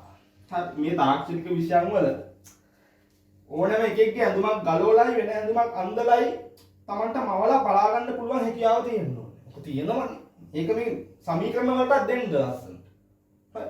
එහෙනම් මෙතනදිත් මම මෙයාගේ ප්‍රතිරූපය වෙනස් කරේ පේන හැටි. පේන හැටි මම මෙහෙම වෙනස් කරපුවම මට පේනවා 1 යට t කියලා එකෙක් පැත්තේ. මම දන්නවා දැන් 1 යට t කියන්නේ සංඛ්‍යාතය. එහෙනම් මට 1 යට t වෙනුවට සංඛ්‍යාතය ලියන්න පුළුවන්. හරි. එහෙනම් මට එන අලුත් සමීකරණයක් ඔමෙගා සමානයි 2πf කියලා. වැඩි හරියක් පාවිච්චි වෙන්නේ දරුවෝ මේ. හරි. ඒ කියන්නේ කෝණික ප්‍රවේගය කියන්නේ 2.5 වතාවක් සංඛ්‍යාතය. හරියට ඔළුවේ තියෙන්න ඕනේ. දැන් එන කිරි කවි කියලා හිතන් හිතන සිද්ධාන්ත බර ගාණක් තියෙනවා. සංඛ්‍යාතය කියන්නේ මොකද්ද පුතේ? තත්පරයට භ්‍රමණය වූ වට ගන්න. මේක කියන්නේ rpm වලින්. හරි. එතකොට තත්පරයට භ්‍රමණය වූ වට ගන්න තමන් හොයා ගන්න ඕනේ. rounds per minute වලින් දෙන්නේ. ඒක rounds per seconds කරගන්න. ඔය වගේ. හරි. ගණන් වල ඒවා තියෙනවා ලස්සනට ඈ. භ්‍රමණ චලිතයක සංඛ්‍යාතය කියලා ලියලා මේ ටික ලියා ගන්න පුළුවන්. ආය අලුත් සමීකරණයක් කොටු කරගන්න.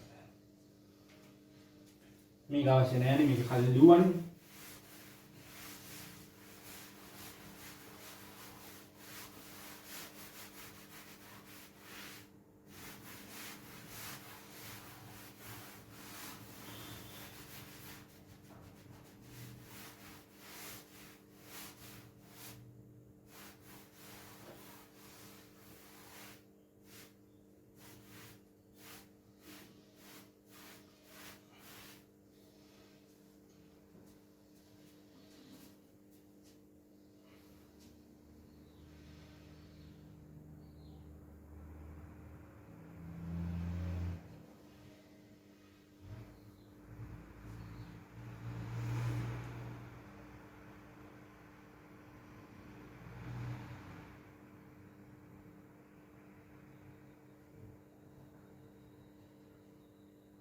හරිනේ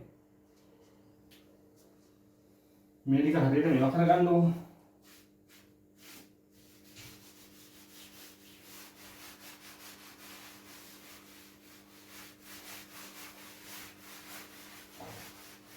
උපරිමයටම කරනවා කොරෝනා කාලේ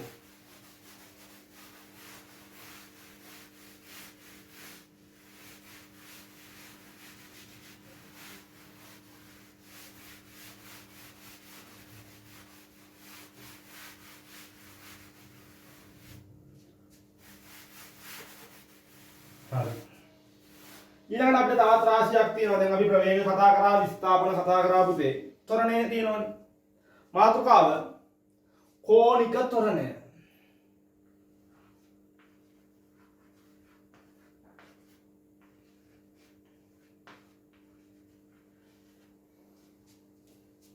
කෝණික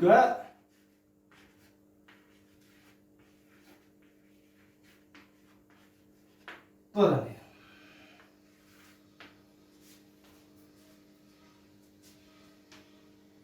සරලයි විස්ථාපනයෙන් ප්‍රවේගයට ආව ප්‍රවේගයෙන් ත්වරණයට එන්නේ කෝණික ත්වරණය කියන්නේ කෝණික ප්‍රවේගය වෙනස් වීමේ ශීඝ්‍රතාවය හරි අර වගේම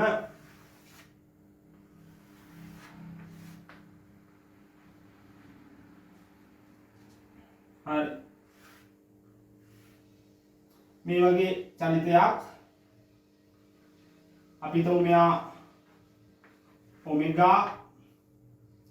මෙතන ඉඳන් මෙතෙන්ට t කියලා විස්ථාපනය θ කියලා ගත්තොත් ඔමෙගා කියන්නේ θ බෙදීම t කෝණික ත්වරණය කියන්නේ එහෙනම් මෙන්න මේ භ්‍රමණ චලිතයකදී හරි කෝණික ප්‍රවේගය වෙනස් වීමේ ශීඝ්‍රතාවය ලියා ගන්නකො එහෙනම් ඒකයි කියන්නේ කෝණික ප්‍රවේගය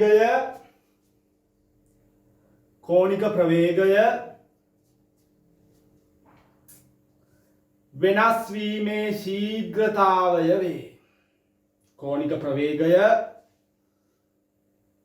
වෙනස් වීමේ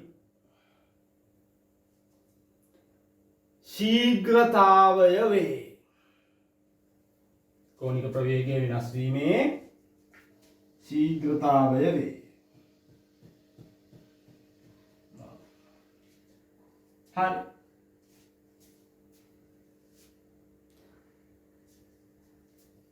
සංකේතය දාගන්න දරුවෝ ඇල්ෆා එනම් කෝණික ත්වරණය සමානයි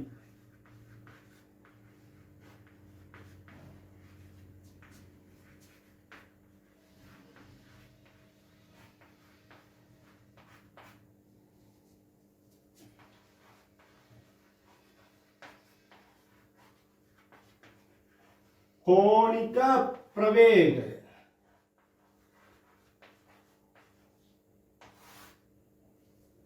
බෙදීම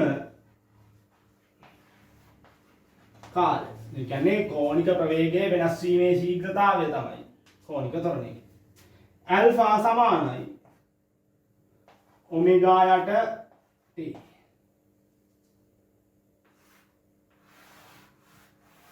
and delta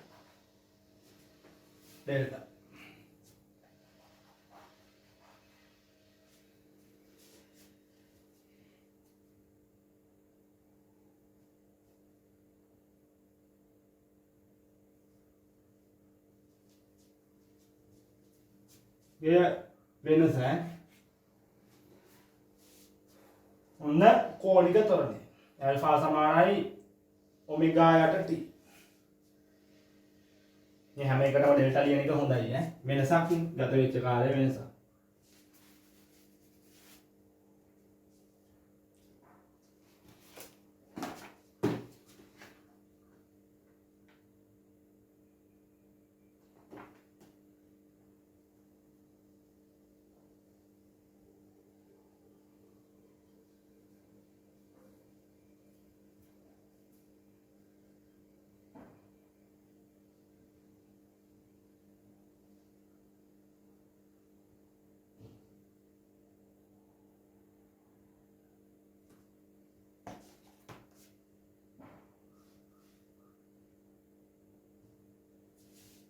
හරිද?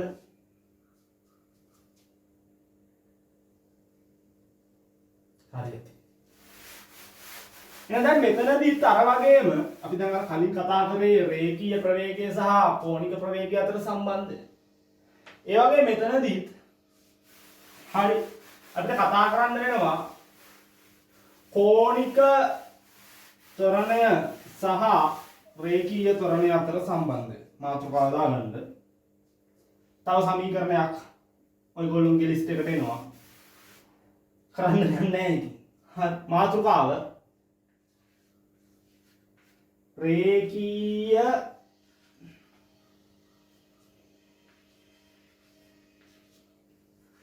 ත්වරණය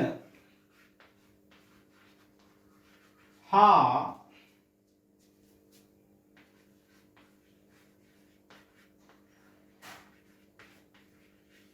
කෝණික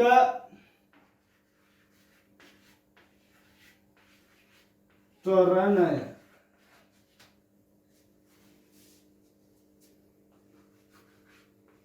අතර සම්බන්ධය.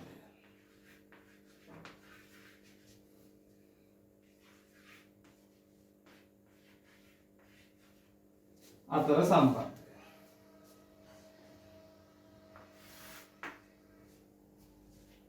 හරි අර වගේමයි.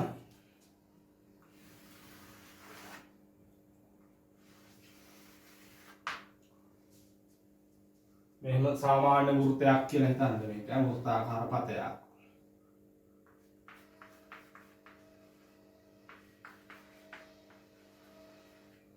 මෙන්න ඉතා කුඩා අවස්ථාවක් ගත්තොත් ඩෙල්ටා තීටා මෙතන රේඛීය වෙනවා ඉතා කුඩා හින්දා s. හරි අරය r වෙච්ච පතය. එහෙනම් මෙන්න මේකෙදි මේ වෙනකොට මෙන්න මේ වගේ චලිතයකට අනුරූපව අපි ඉගෙනගෙන තියෙනවා v සමානයි r ඔමෙගා. මේ සමීකරණය දැන් මම පෙන්නුවා. ස්පර්ශීය ප්‍රවේගය රේඛීය ප්‍රවේගය සමානයි අරය වතාවක් කෝණික ප්‍රවේගය. අරය වතාවක් කෝණික ප්‍රවේගය.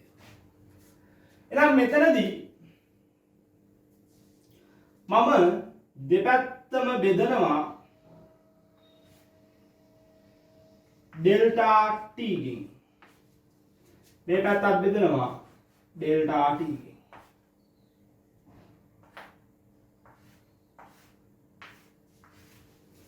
ඔහොම බෙදපුවාම මේ තියෙන්නේ රේඛීය ප්‍රවේගය.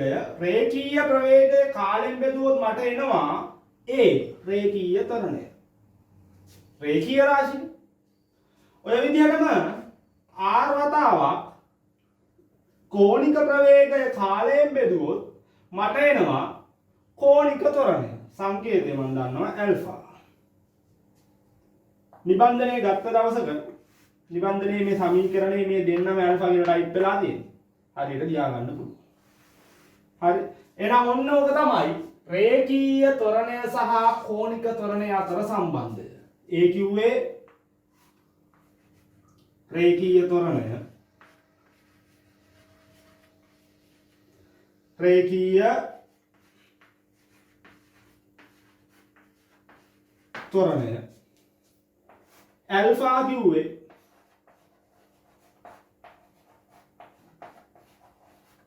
කෝණික ත්වරණය r කිව්වේ අර මොකද ඕනෑම සමීකරණයක් ලිව්වහම දරුවෝ පද හඳුන්වන්න. ඥා පුරුද්දක් තියාගන්න. ගණන් හදද්දී මේවා පද හඳුන්වන්න එපා. හරි. තමන් සටහන දාගද්දී හරියට ලියා ගන්න ඕනේ. ඔන්න තවත් වැදගත් සමීකරණයක් a සමානයි r ඇල්ෆා. රේඛීය ත්වරණය සමානයි අරය වතාවක් කෝණික ත්වරණය. ලියා ගන්න.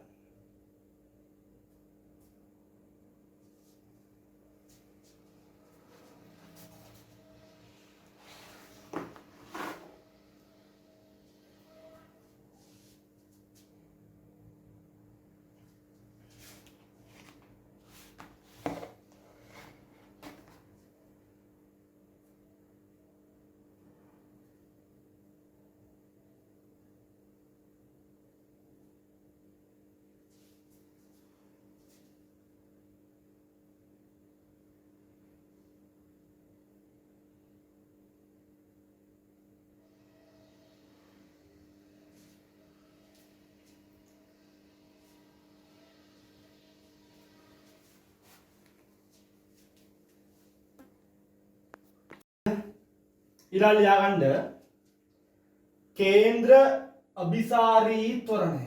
කේන්ද්‍ර අභිසාරී ත්වරණය. මේක හොඳටම තේරෙනවා Tamanට වෘත්ත චලිත හිම කරද්දී. දැනට පොඩ්ඩක් මේක මෙහිමයි කියලා අවබෝධයක් දාගන්න. හරි. කේන්ද්‍ර අභිසාරී ත්වරණය. ඒ කියන්නේ මෙන්න මේ වගේ අපි හිතමු මොකක් හරි එකක්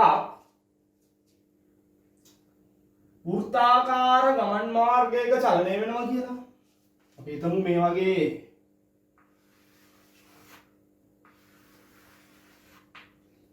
ලෝක ගෝලයේ විනිහා ඇවිදිනවා.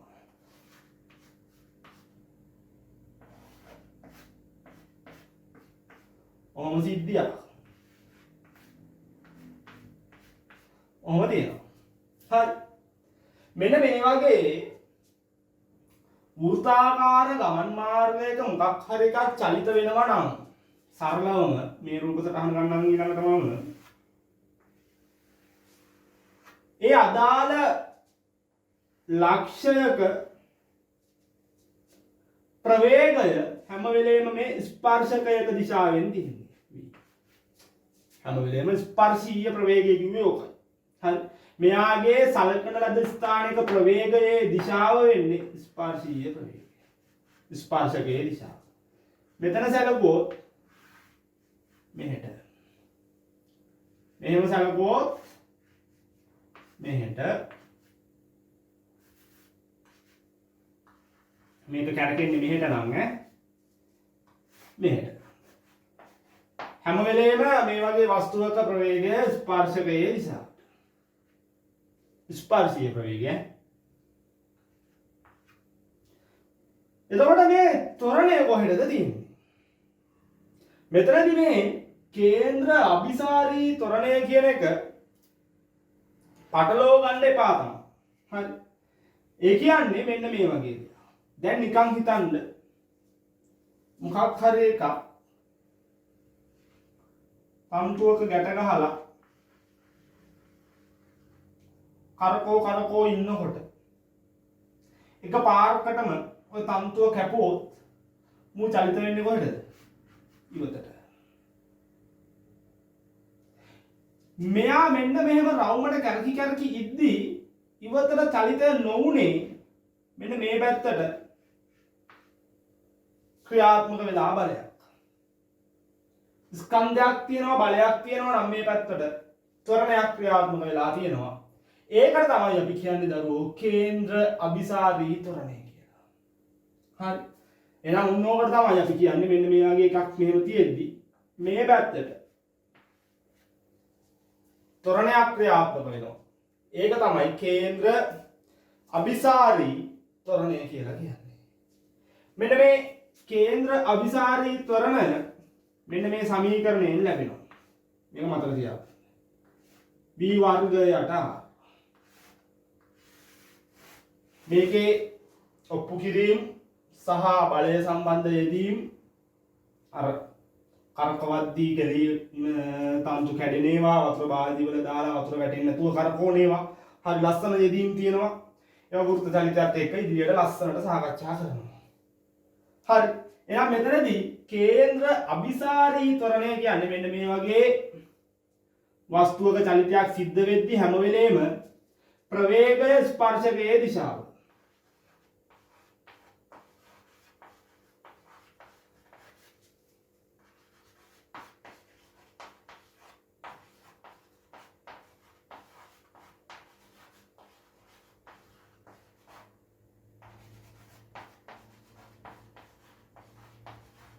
ප්‍රවේගයේ දිශාව ස්පර්ශකයේ දිශාව වේ. ත්වරණයේ දිශාව කේන්ද්‍රයේ දෙසට වේ.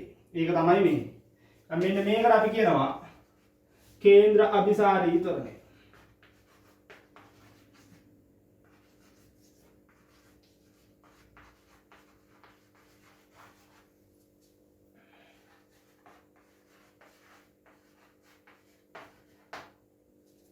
හරිද? මේ සමීකරණය පොඩ්ඩක් පියවරක් ඉස්සරහට යන්න පුළුවන් පුතේ මෙන්න මෙහෙම. බලා ගන්න. දැන් එහෙනම් a සමානයි v වර්ගයට r කියලා ඒගොල්ලෝ කියනවනේ. අපි දන්නවා v සමානයි r ඔමෙගා. එහෙනම් v වර්ගය වෙනකොට මට ලියන්න පුළුවන් a සමානයි r වර්ග ඔමෙගා වර්ග යට මේ r තමයි මේ තේරෙන්න සිම්පල් r ලියන්න සිම්පල් r මේ r එකකට මේ r වර්ගය කැපුණාම මට එනවා තව සමීකරණයක් a සමානයි නේද ඒක ඕනේ a සමානයි r ඔමෙගා වර්ගය කියලා. ඔන්න. හරිද? ඒ කියන්නේ කේන්ද්‍ර අභිසාරී ත්වරණය කියන්නේ අරේ වතාවක් කෝණික ප්‍රවේගයේ වර්ගය r ඔමෙගා වර්ගය.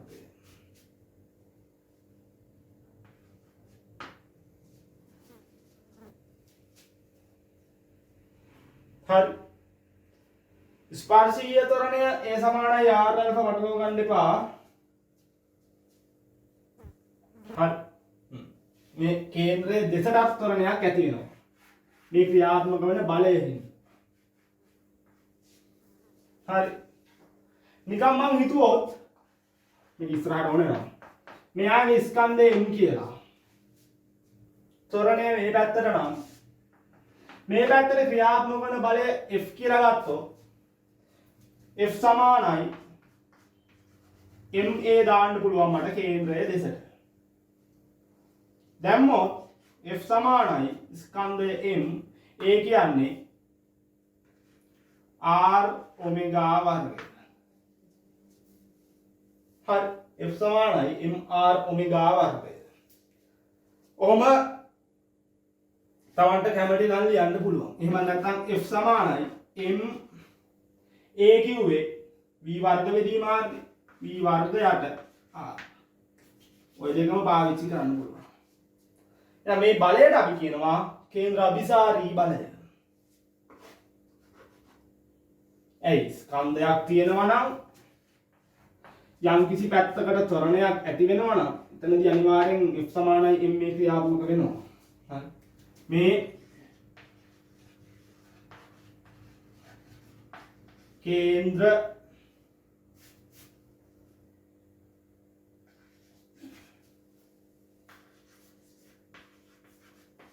अभिसारी बल සරහන දාගන්න මේ කොටස Tamanට ඕන වෙන්නේ වෘත්ත චලිතය පාඩමේදී. ඒකට තව වීඩියෝ දෙකක් විතර යයි Tamanට. ඊට පස්සේ මේවා බුස් ගාලා එනවා. මේවයි ලස්සන ගණන් හදනවා. මේවයින් දැනෙන්න ගණන් හදනවා. හරි. ඒ හින්දා භ්‍රමණ චලිතයේ කොටසට ලොකුවට මේක ගාව ගන්න එපා දැනට. අවශ්‍යයි. හරි. කොයි වෙලේ හරි ඕන වෙනවා. ඉතින් මෙතනදී මම මේක රින් ගෙවුවා. මෙතෙන්ට නිකන් ආපු හින්දා. එතනදී ආයෙ මම මේක කතා කරන්න. කිසිම ගැටලුවක් නැහැ. එතකොට මීට වඩා හොඳට තේරෙන හින්දා දැනට පොඩි අවබෝධයක් දාගන්න. केंद्र अभिसारी त्वरणे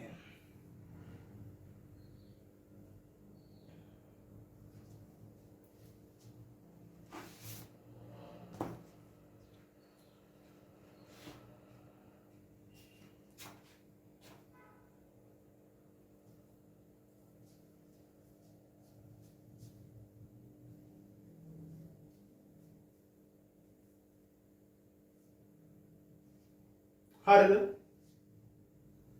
ගොඩාක් දුරට සිද්ධාන්ත ඉවරයි.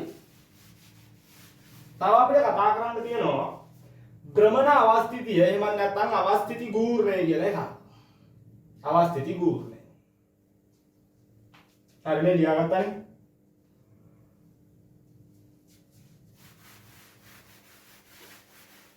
ස්ක්‍රීන්ෂොට් හරි ආයේ මේ බැක් කරලා ගහගන්න.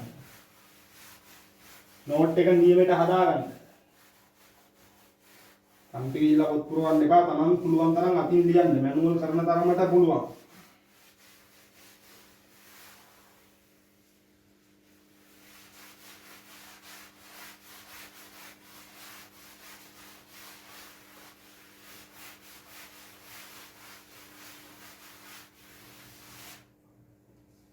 මාතෘකාව දාගන්න භ්‍රමණ අවස්ථිතිය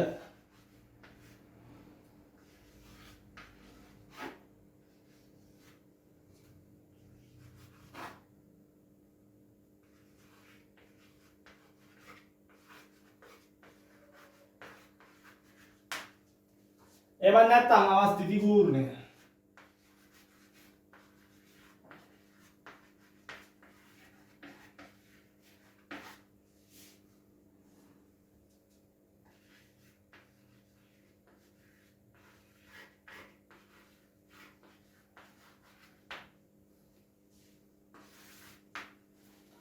හරිද? අවස්ථිතිය. දැන් මම නිව්ටන් නියම පාඩම කරද්දී රේඛීය චලිතය ගැන කතා කරද්දී නිව්ටන්ගේ දෙවන නියමය පටන් ගන්න කලින් මේ අවස්ථිතිය කියන කොටස හොඳට පැහැදිලි කරා. රේඛීය චලිතය. රේඛීය චලිතයේදී අපි අවස්ථිතිය කිව්වේ මොකක් හරි වස්තුවක් එයාගේ චලිත ස්වરૂපය වෙනස් කර ගැනීමට දක්වන අකමැත්ත. ඊට පස්සේ අපි කිව්වා මේ අවස්ථිතිය කෙරෙහි බලපාන ප්‍රධාන සාධකය ස්කන්ධය. ස්කන්ධය වැඩි එකාගේ අවස්ථිතිය වැඩි, ස්කන්ධය අඩු එකාගේ අවස්ථිතිය අඩුයි කියලා කිව්වා. ඊට පස්සේ මම කිව්වා අලියෙකුයි මිනිහෙකුයි දුවනවා උපකල්පනය කරන්න කියලා. මම මේ කියන්නේ මම උගන්වපුව කලින් පාඩම. උන් දෙන්නව චලනය කරන්න තියෙන අමාරුවයි, උන් දෙන්න නිශ්චල කරන්න තියෙන අමාරුවයි පොඩ්ඩක් මවලා බලන්න කියලා කිව්වා. එහෙනම් එතකොට ඔය ටික තමන්ට මවන්න පුළුවන් නම් මේ අවස්ථිතිය කියන්නේ මොකක්ද කියලා තමන්ට අවබෝධයක් එනවා. එතකොට භ්‍රමණ අවස්ථිතිය කියන්නේ ඔය වගේම තමයි. හරි. මොකක් හරි එකක් ඒ භ්‍රමණය වීමට දක්වන ඒ අකමැත්ත, ඒ චලිත අමාරුව තමයි මේ භ්‍රමණ අවස්ථිතිය යටතේ කතා කරන්නේ. එහෙනම් රේඛීය චලිතයේදී ස්කන්ධයට අනුරූපව අවස්ථිතිය වෙනස් වෙනවා. අවස්ථිතිය කිව්වේ සරලවම නිකන් ස්කන්ධය වගේම තමයි. එහෙනම් මෙතනදී භ්‍රමණ අවස්ථිතිය කියලා කියන්නේ භ්‍රමණය වෙනකොට ඒ අදාළ පද්ධතියේ ස්කන්ධය වගේම රාශියක්. හරි. මාතෘකාව ලියාගෙන යන්න ලියාගන්න. භ්‍රමණ අවස්ථිතිය අවස්ථිති ගූර්ණය. උත්තරණ චලිතවලදී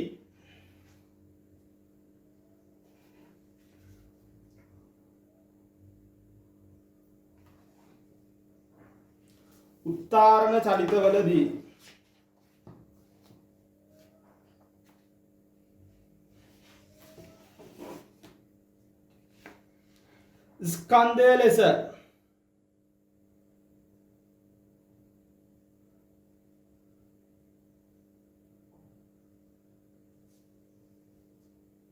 හඳුනා ගන්නා රාශියට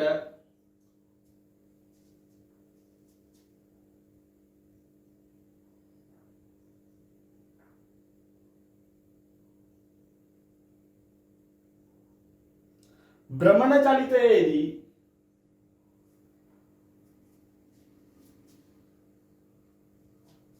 අනුරූපව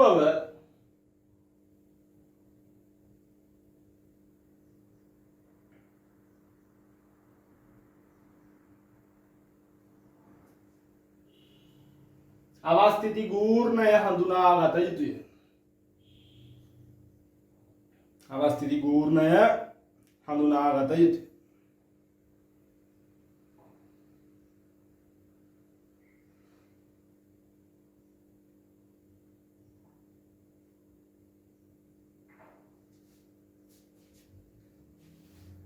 හරිද? එහෙනම් මෙතනදී මේ අවස්ථිති ගූර්ණය කියලා අපි අර්ථ දක්වන්නේ සරලවම හිතන්න මේ තැටිය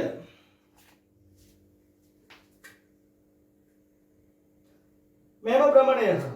මේව භ්‍රමණය කරන්න මම බලයක් දුන්නට මෙතනින් ඇත්තටම මෙයා මත ක්‍රියාත්මක වෙන්නේ බල ගූර්ණයක්. ඇයි මෙයාගේ ඉඳන් මං යොදන ලද බලයට දුරක් තියෙනවා. හරි. නෑ ඇත්තටම බලය විදිහට මෙතනදී බල ගූර්ණය තමයි ක්‍රියාත්මක වෙන්නේ. ඔවා තේරුම් ගන්න. හරි. එහෙනම් මෙතනදී ඔයගොල්ලොන්ට කිසිම අමුතු සංසිද්ධියක් නැහැ. හරි. ඔය බල ගූර්ණය බලයක් යොදපුවාම ඒ කියන්නේ චලිත ස්වරූපය වෙනස් කරන්නේ මෙහෙම. මෙයා මෙහෙම කැරකි තියෙනවා කියලා හිතන්න. ඔමෙගා අරය ආ. හරි. මෙයා මත මම මෙන්න මෙහෙම F කියලා බලයක් දුන්නොත් මෙතනදී ගූර්ණය F වතාවක් R. මෙයා මත ක්‍රියාත්මක වෙන්නේ F වතාවක් R කියලා ගූර්ණයක්. හරි. මොකද මෙතන වෘත්ත භ්‍රමණ චලිතය. හරි ඔක තමයි සිද්ධිය. F වතාවක් R. මෙතනදී මේ අකමැත්ත සඳහා වස්තුවෙන් වස්තුවට නිශ්චිත සමීකරණ ටිකක් තියෙනවා. නිබන්ධනයේ ලස්සනට ඔය ටික ඇඳලා තියෙනවා. වෙන දිනක. හරි. මේ අමතරව මෙතන. හරි. එතකොට මේවා ලොකුවට මතක තියා ගැනීම අත්‍යවශ්‍ය නැහැ. ඒ අදාළ ගානක් තිබුණොත් ගොඩාක් දුරට මේ ගාන දෙයි. අවස්ථිති සමීකරණය දෙයි. හැබැයි මතක තියාගන්න මොකක් හරි ලක්ෂයක් වටා අංශුවක් මෙහෙම යනවා නම්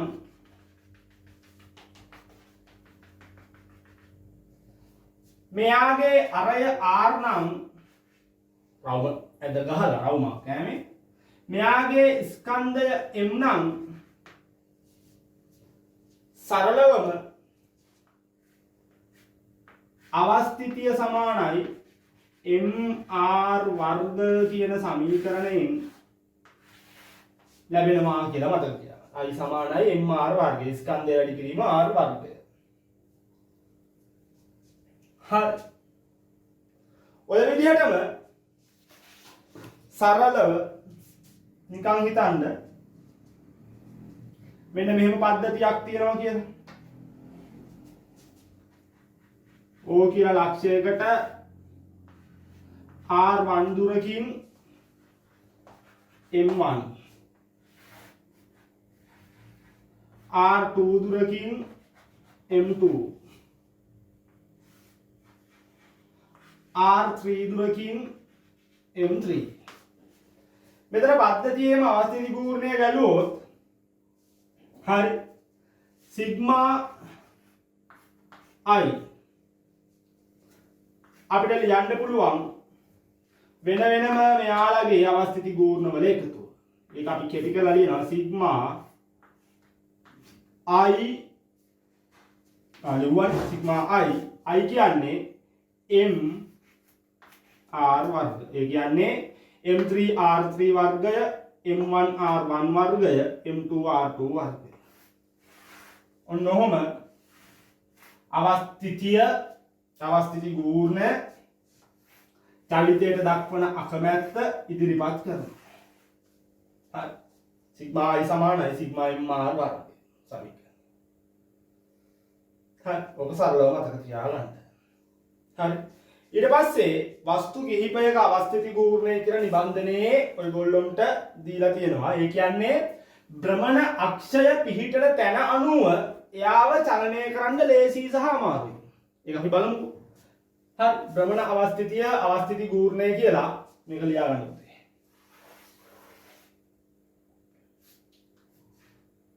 ලියා ගන්න.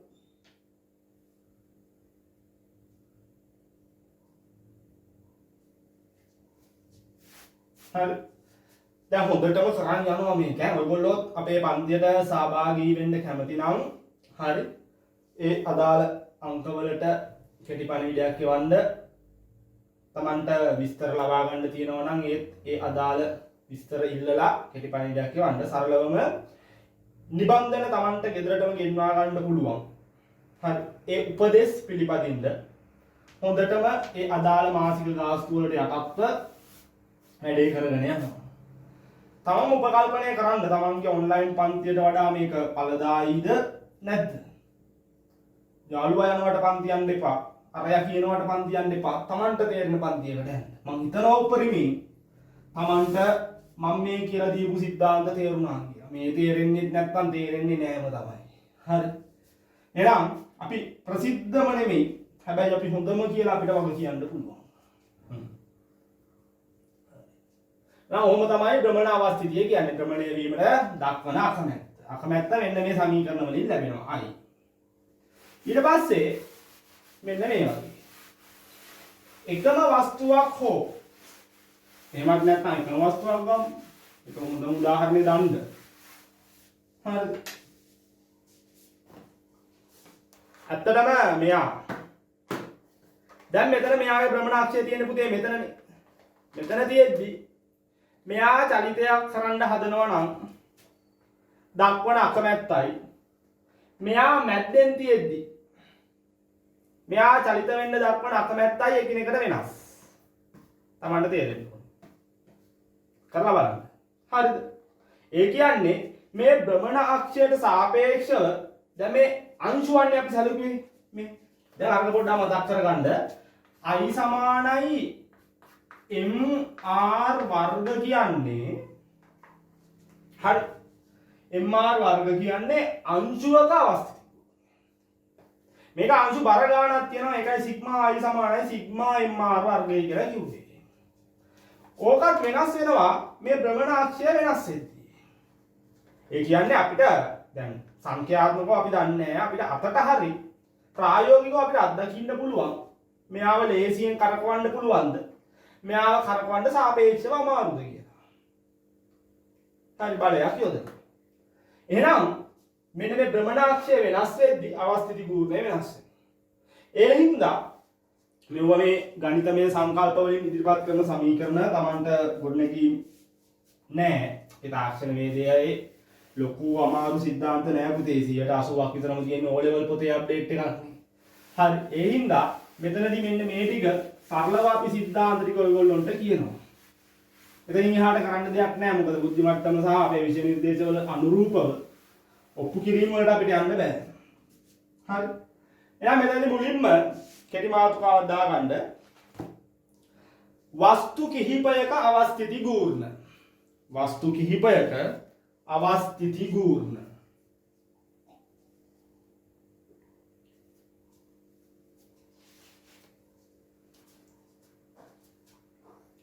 හරි වස්තු කිහිපයක අවස්ථිති ගූර්ණ. ඊයටදී පළවෙනි එක මේ වගේ. පළවෙනි වස්තුව මම ගන්නවා. දණ්ඩක් තියෙනවා.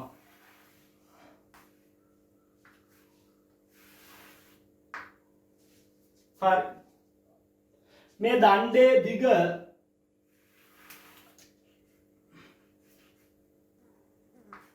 L ස්කන්ධය M මෙයාගේ අක්ෂය තියෙන පුතේ මෙතන දැන් මෙන්න භ්‍රමණ අක්ෂය.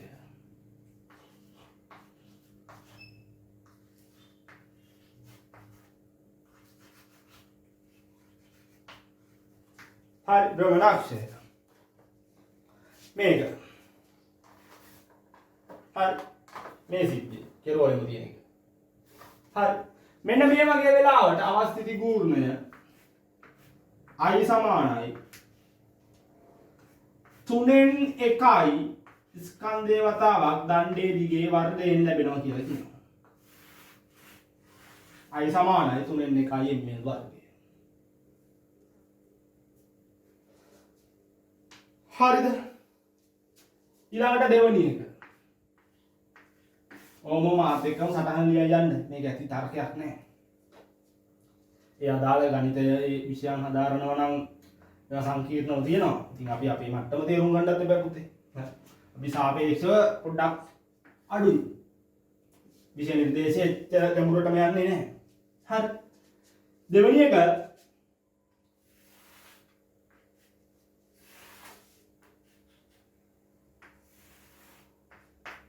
දණ්ඩක් තියෙනවා.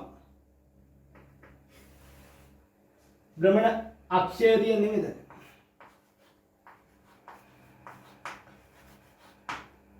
මෙයාගේ දිග L ස්කන්ධය M. එතකොට මෙයාගේ අවස්ථිතිය ලැබෙනවලු පුතේ i සමානයි 12න් 1යි ml වර්ග.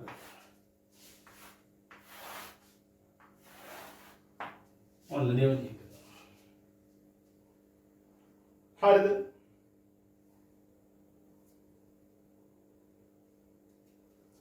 ඊට පස්සේ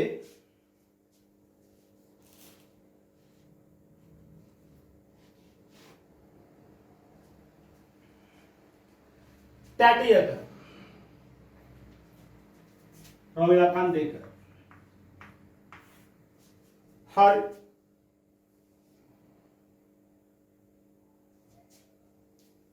මෙන්න මේ වගේ දෙක නෙමෙයි 3 සිහින් තැටියක් තියෙනවා මෙන්න මෙහෙම භ්‍රමණාක්ෂය මේක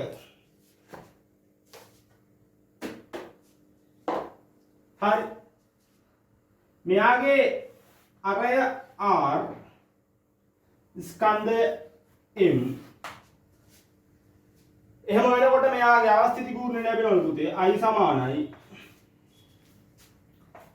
mr වර්ග බෙදීම 2 I සමානයි mr වර්ග බෙදීම 2 පිළිවෙල ලියා ගන්න තමන් ඈ 1 2 3 එහෙනම් දැන් 1 ලියන්න වෙලාව ඇතිනේ සටහන් ලියා ගන්න. ඒ කියන්නේ මෙතනින් අසව් කරන ලද දණ්ඩක අවස්ථිති ගූර්ණය මේක. මැද්දෙන් භ්‍රමණ අක්ෂය පිහිටන දණ්ඩක අවස්ථිති ගූර්ණය මේක. සිහින් තැටියක අවස්ථිති ගූර්ණය මේක. ස්කන්ධය වතාවක් R වර්ගයේ බෙදීම 2. ඊට පස්සේ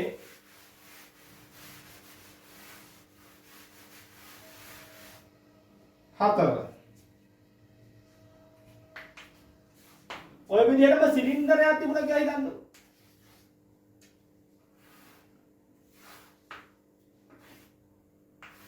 භ්‍රමණාක්ෂය මේක අරය R ස්කන්ධය M. ඉතින් ඒ මූ වගේමනේ. මූ සිහින් මූ ගණකම්. වෙනසක් නැහැ. එහෙනම් මෙතනදී I සමානයි mr වර්ග බෙදීම 2.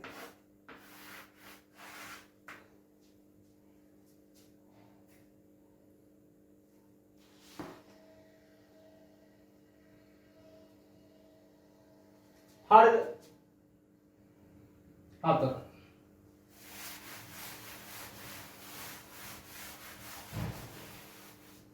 සිලින්ඩරයක මේක ලියන්න සිලින්ඩරයක මේක තැටියක 5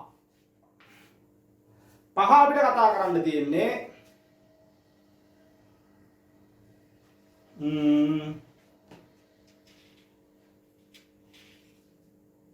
මුදුවක මුදුවක් ඒ කියන්නේ මේ වගේ තියෙනවා මෙතන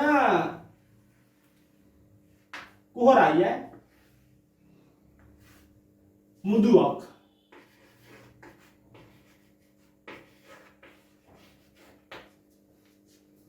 හරි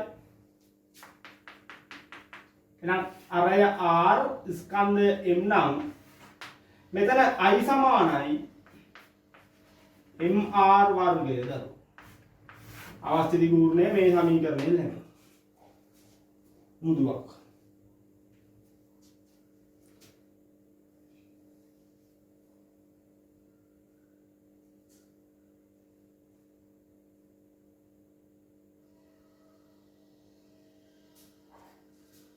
හරිද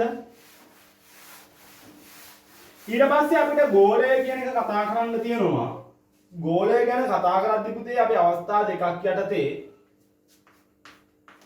ඝන ගෝලය සහ කුහර ගෝලය කියලා දෙකක් කතා කරනවා හරි ඝන ගෝලය සහ කුහර ගෝලය කියලා දෙකක් කතා කරනවා මෙතනදී අපි ඔය ටික අස්සර නිබන්ධනයේ තියෙනවා ඝන ගෝලය ගත්තොත් අරය R වෙච්ච ඝන ගෝලයක් හරි මෙහෙම කරකිනවා කියලා I සමානයි 5න් 2යි ස්කන්ධ M නම් mr වර්ග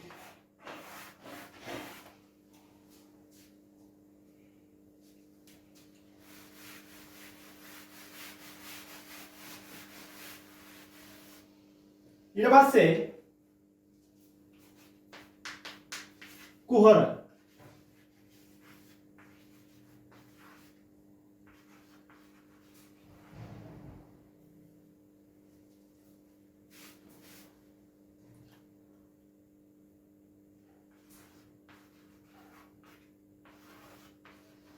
කුහරගෝලය.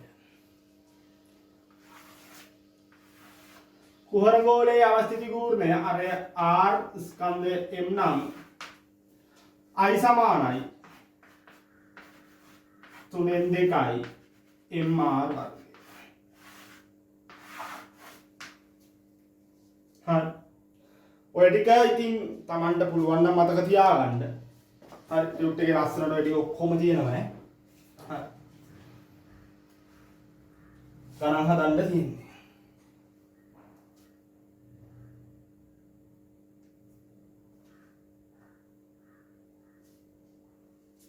හරි.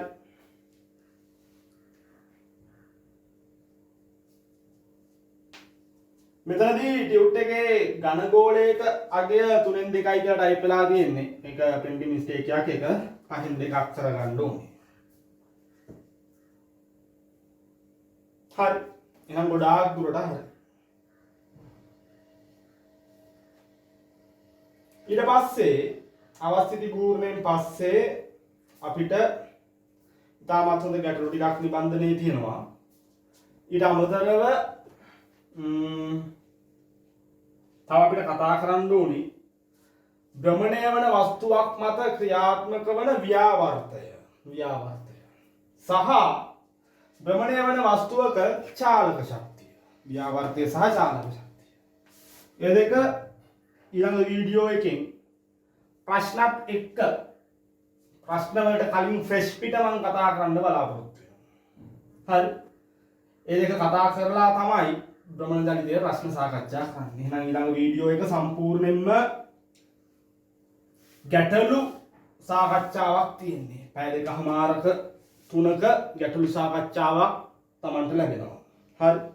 එතනදී Taman කරන්න ඕනේ අපිත් එක්ක පන්තියට සහභාගී වෙන්න කැමති නම් හරි. ඒ අදාළ නිබන්ධනය සහ වීඩියෝව ලබා ගන්න තමන්ගේ විද්‍යුත් තැපැල් ලිපිනය ඒ අදාළ ගෲප් එකකින් අපේ ඒ අදාළ අංක අරගෙන එවන්න සහ ඒත් එක්කම තමන්ගේ නිවසේ ලිපිනය පැහැදිලිව එවන්න. මොකද නිබන්ධන මේ රටේ පවතින තත්ත්වයක් එක්ක නිවසටම අපි යොමු කිරීම සිද්ධ කරනවා. හරි. වෙනසක් මේක. හරි. උපරිමයටම කරනවා. හොඳටම කරනවා. චුට්ටක් හරි කියවුවනම් චුට්ටක් හරි අහන් හිටියානම් වල්පල් නැහැ. ඉතින් මට ආතල් දෙන්න පුළුවන්. ඉතින් ආතල් දුන්නා කියලා බොරුවට තේරුමක් නැහැ නේ. හරි. ආතල් එක ඉගෙන ගනින්නයි දෙකක්. නැත්තම් ඉගෙන ගන්නවට ආතල් කියලා කියනවා. ආතල් නැහැ නේ. හරි. එහෙනම් ලස්සනට වැඩේ කරන් යමු. සම්බන්ධ වෙන්න දිගටම කිසිම ගැටලුවක් නැහැ. හරි. පන්ති පටන් ගත්ත දවසක ඒ අදාළ ගම්පහ මොන්ටානා ආයතනවල අපි ප්‍රායෝගික පන්ති වලට යමු. එතකන් ඉතින් මෙහෙම නටන්න වෙනවා. හරි. එහෙනම් ඊළඟ එක තමයි හොඳම වීඩියෝ එක. ඒක බලන්න ඕන නම් පාඩමට සම්බන්ධ වෙන්න ඕන නම් දිගටම ඒ අදාළ උපදෙස් පිළිපදින්න මේ වීඩියෝ එකට යටින් උපදෙස් ටික තියෙනවා. ඒ අදාළ ගෲප් වල උපදෙස් ලැබෙනවා. හරි. එහෙනම් පරිස්සමට ඉන්න. හරි. ලස්සනට වැඩේ කරගෙන යනවා. සියලු දෙනාටම ජය වේවා.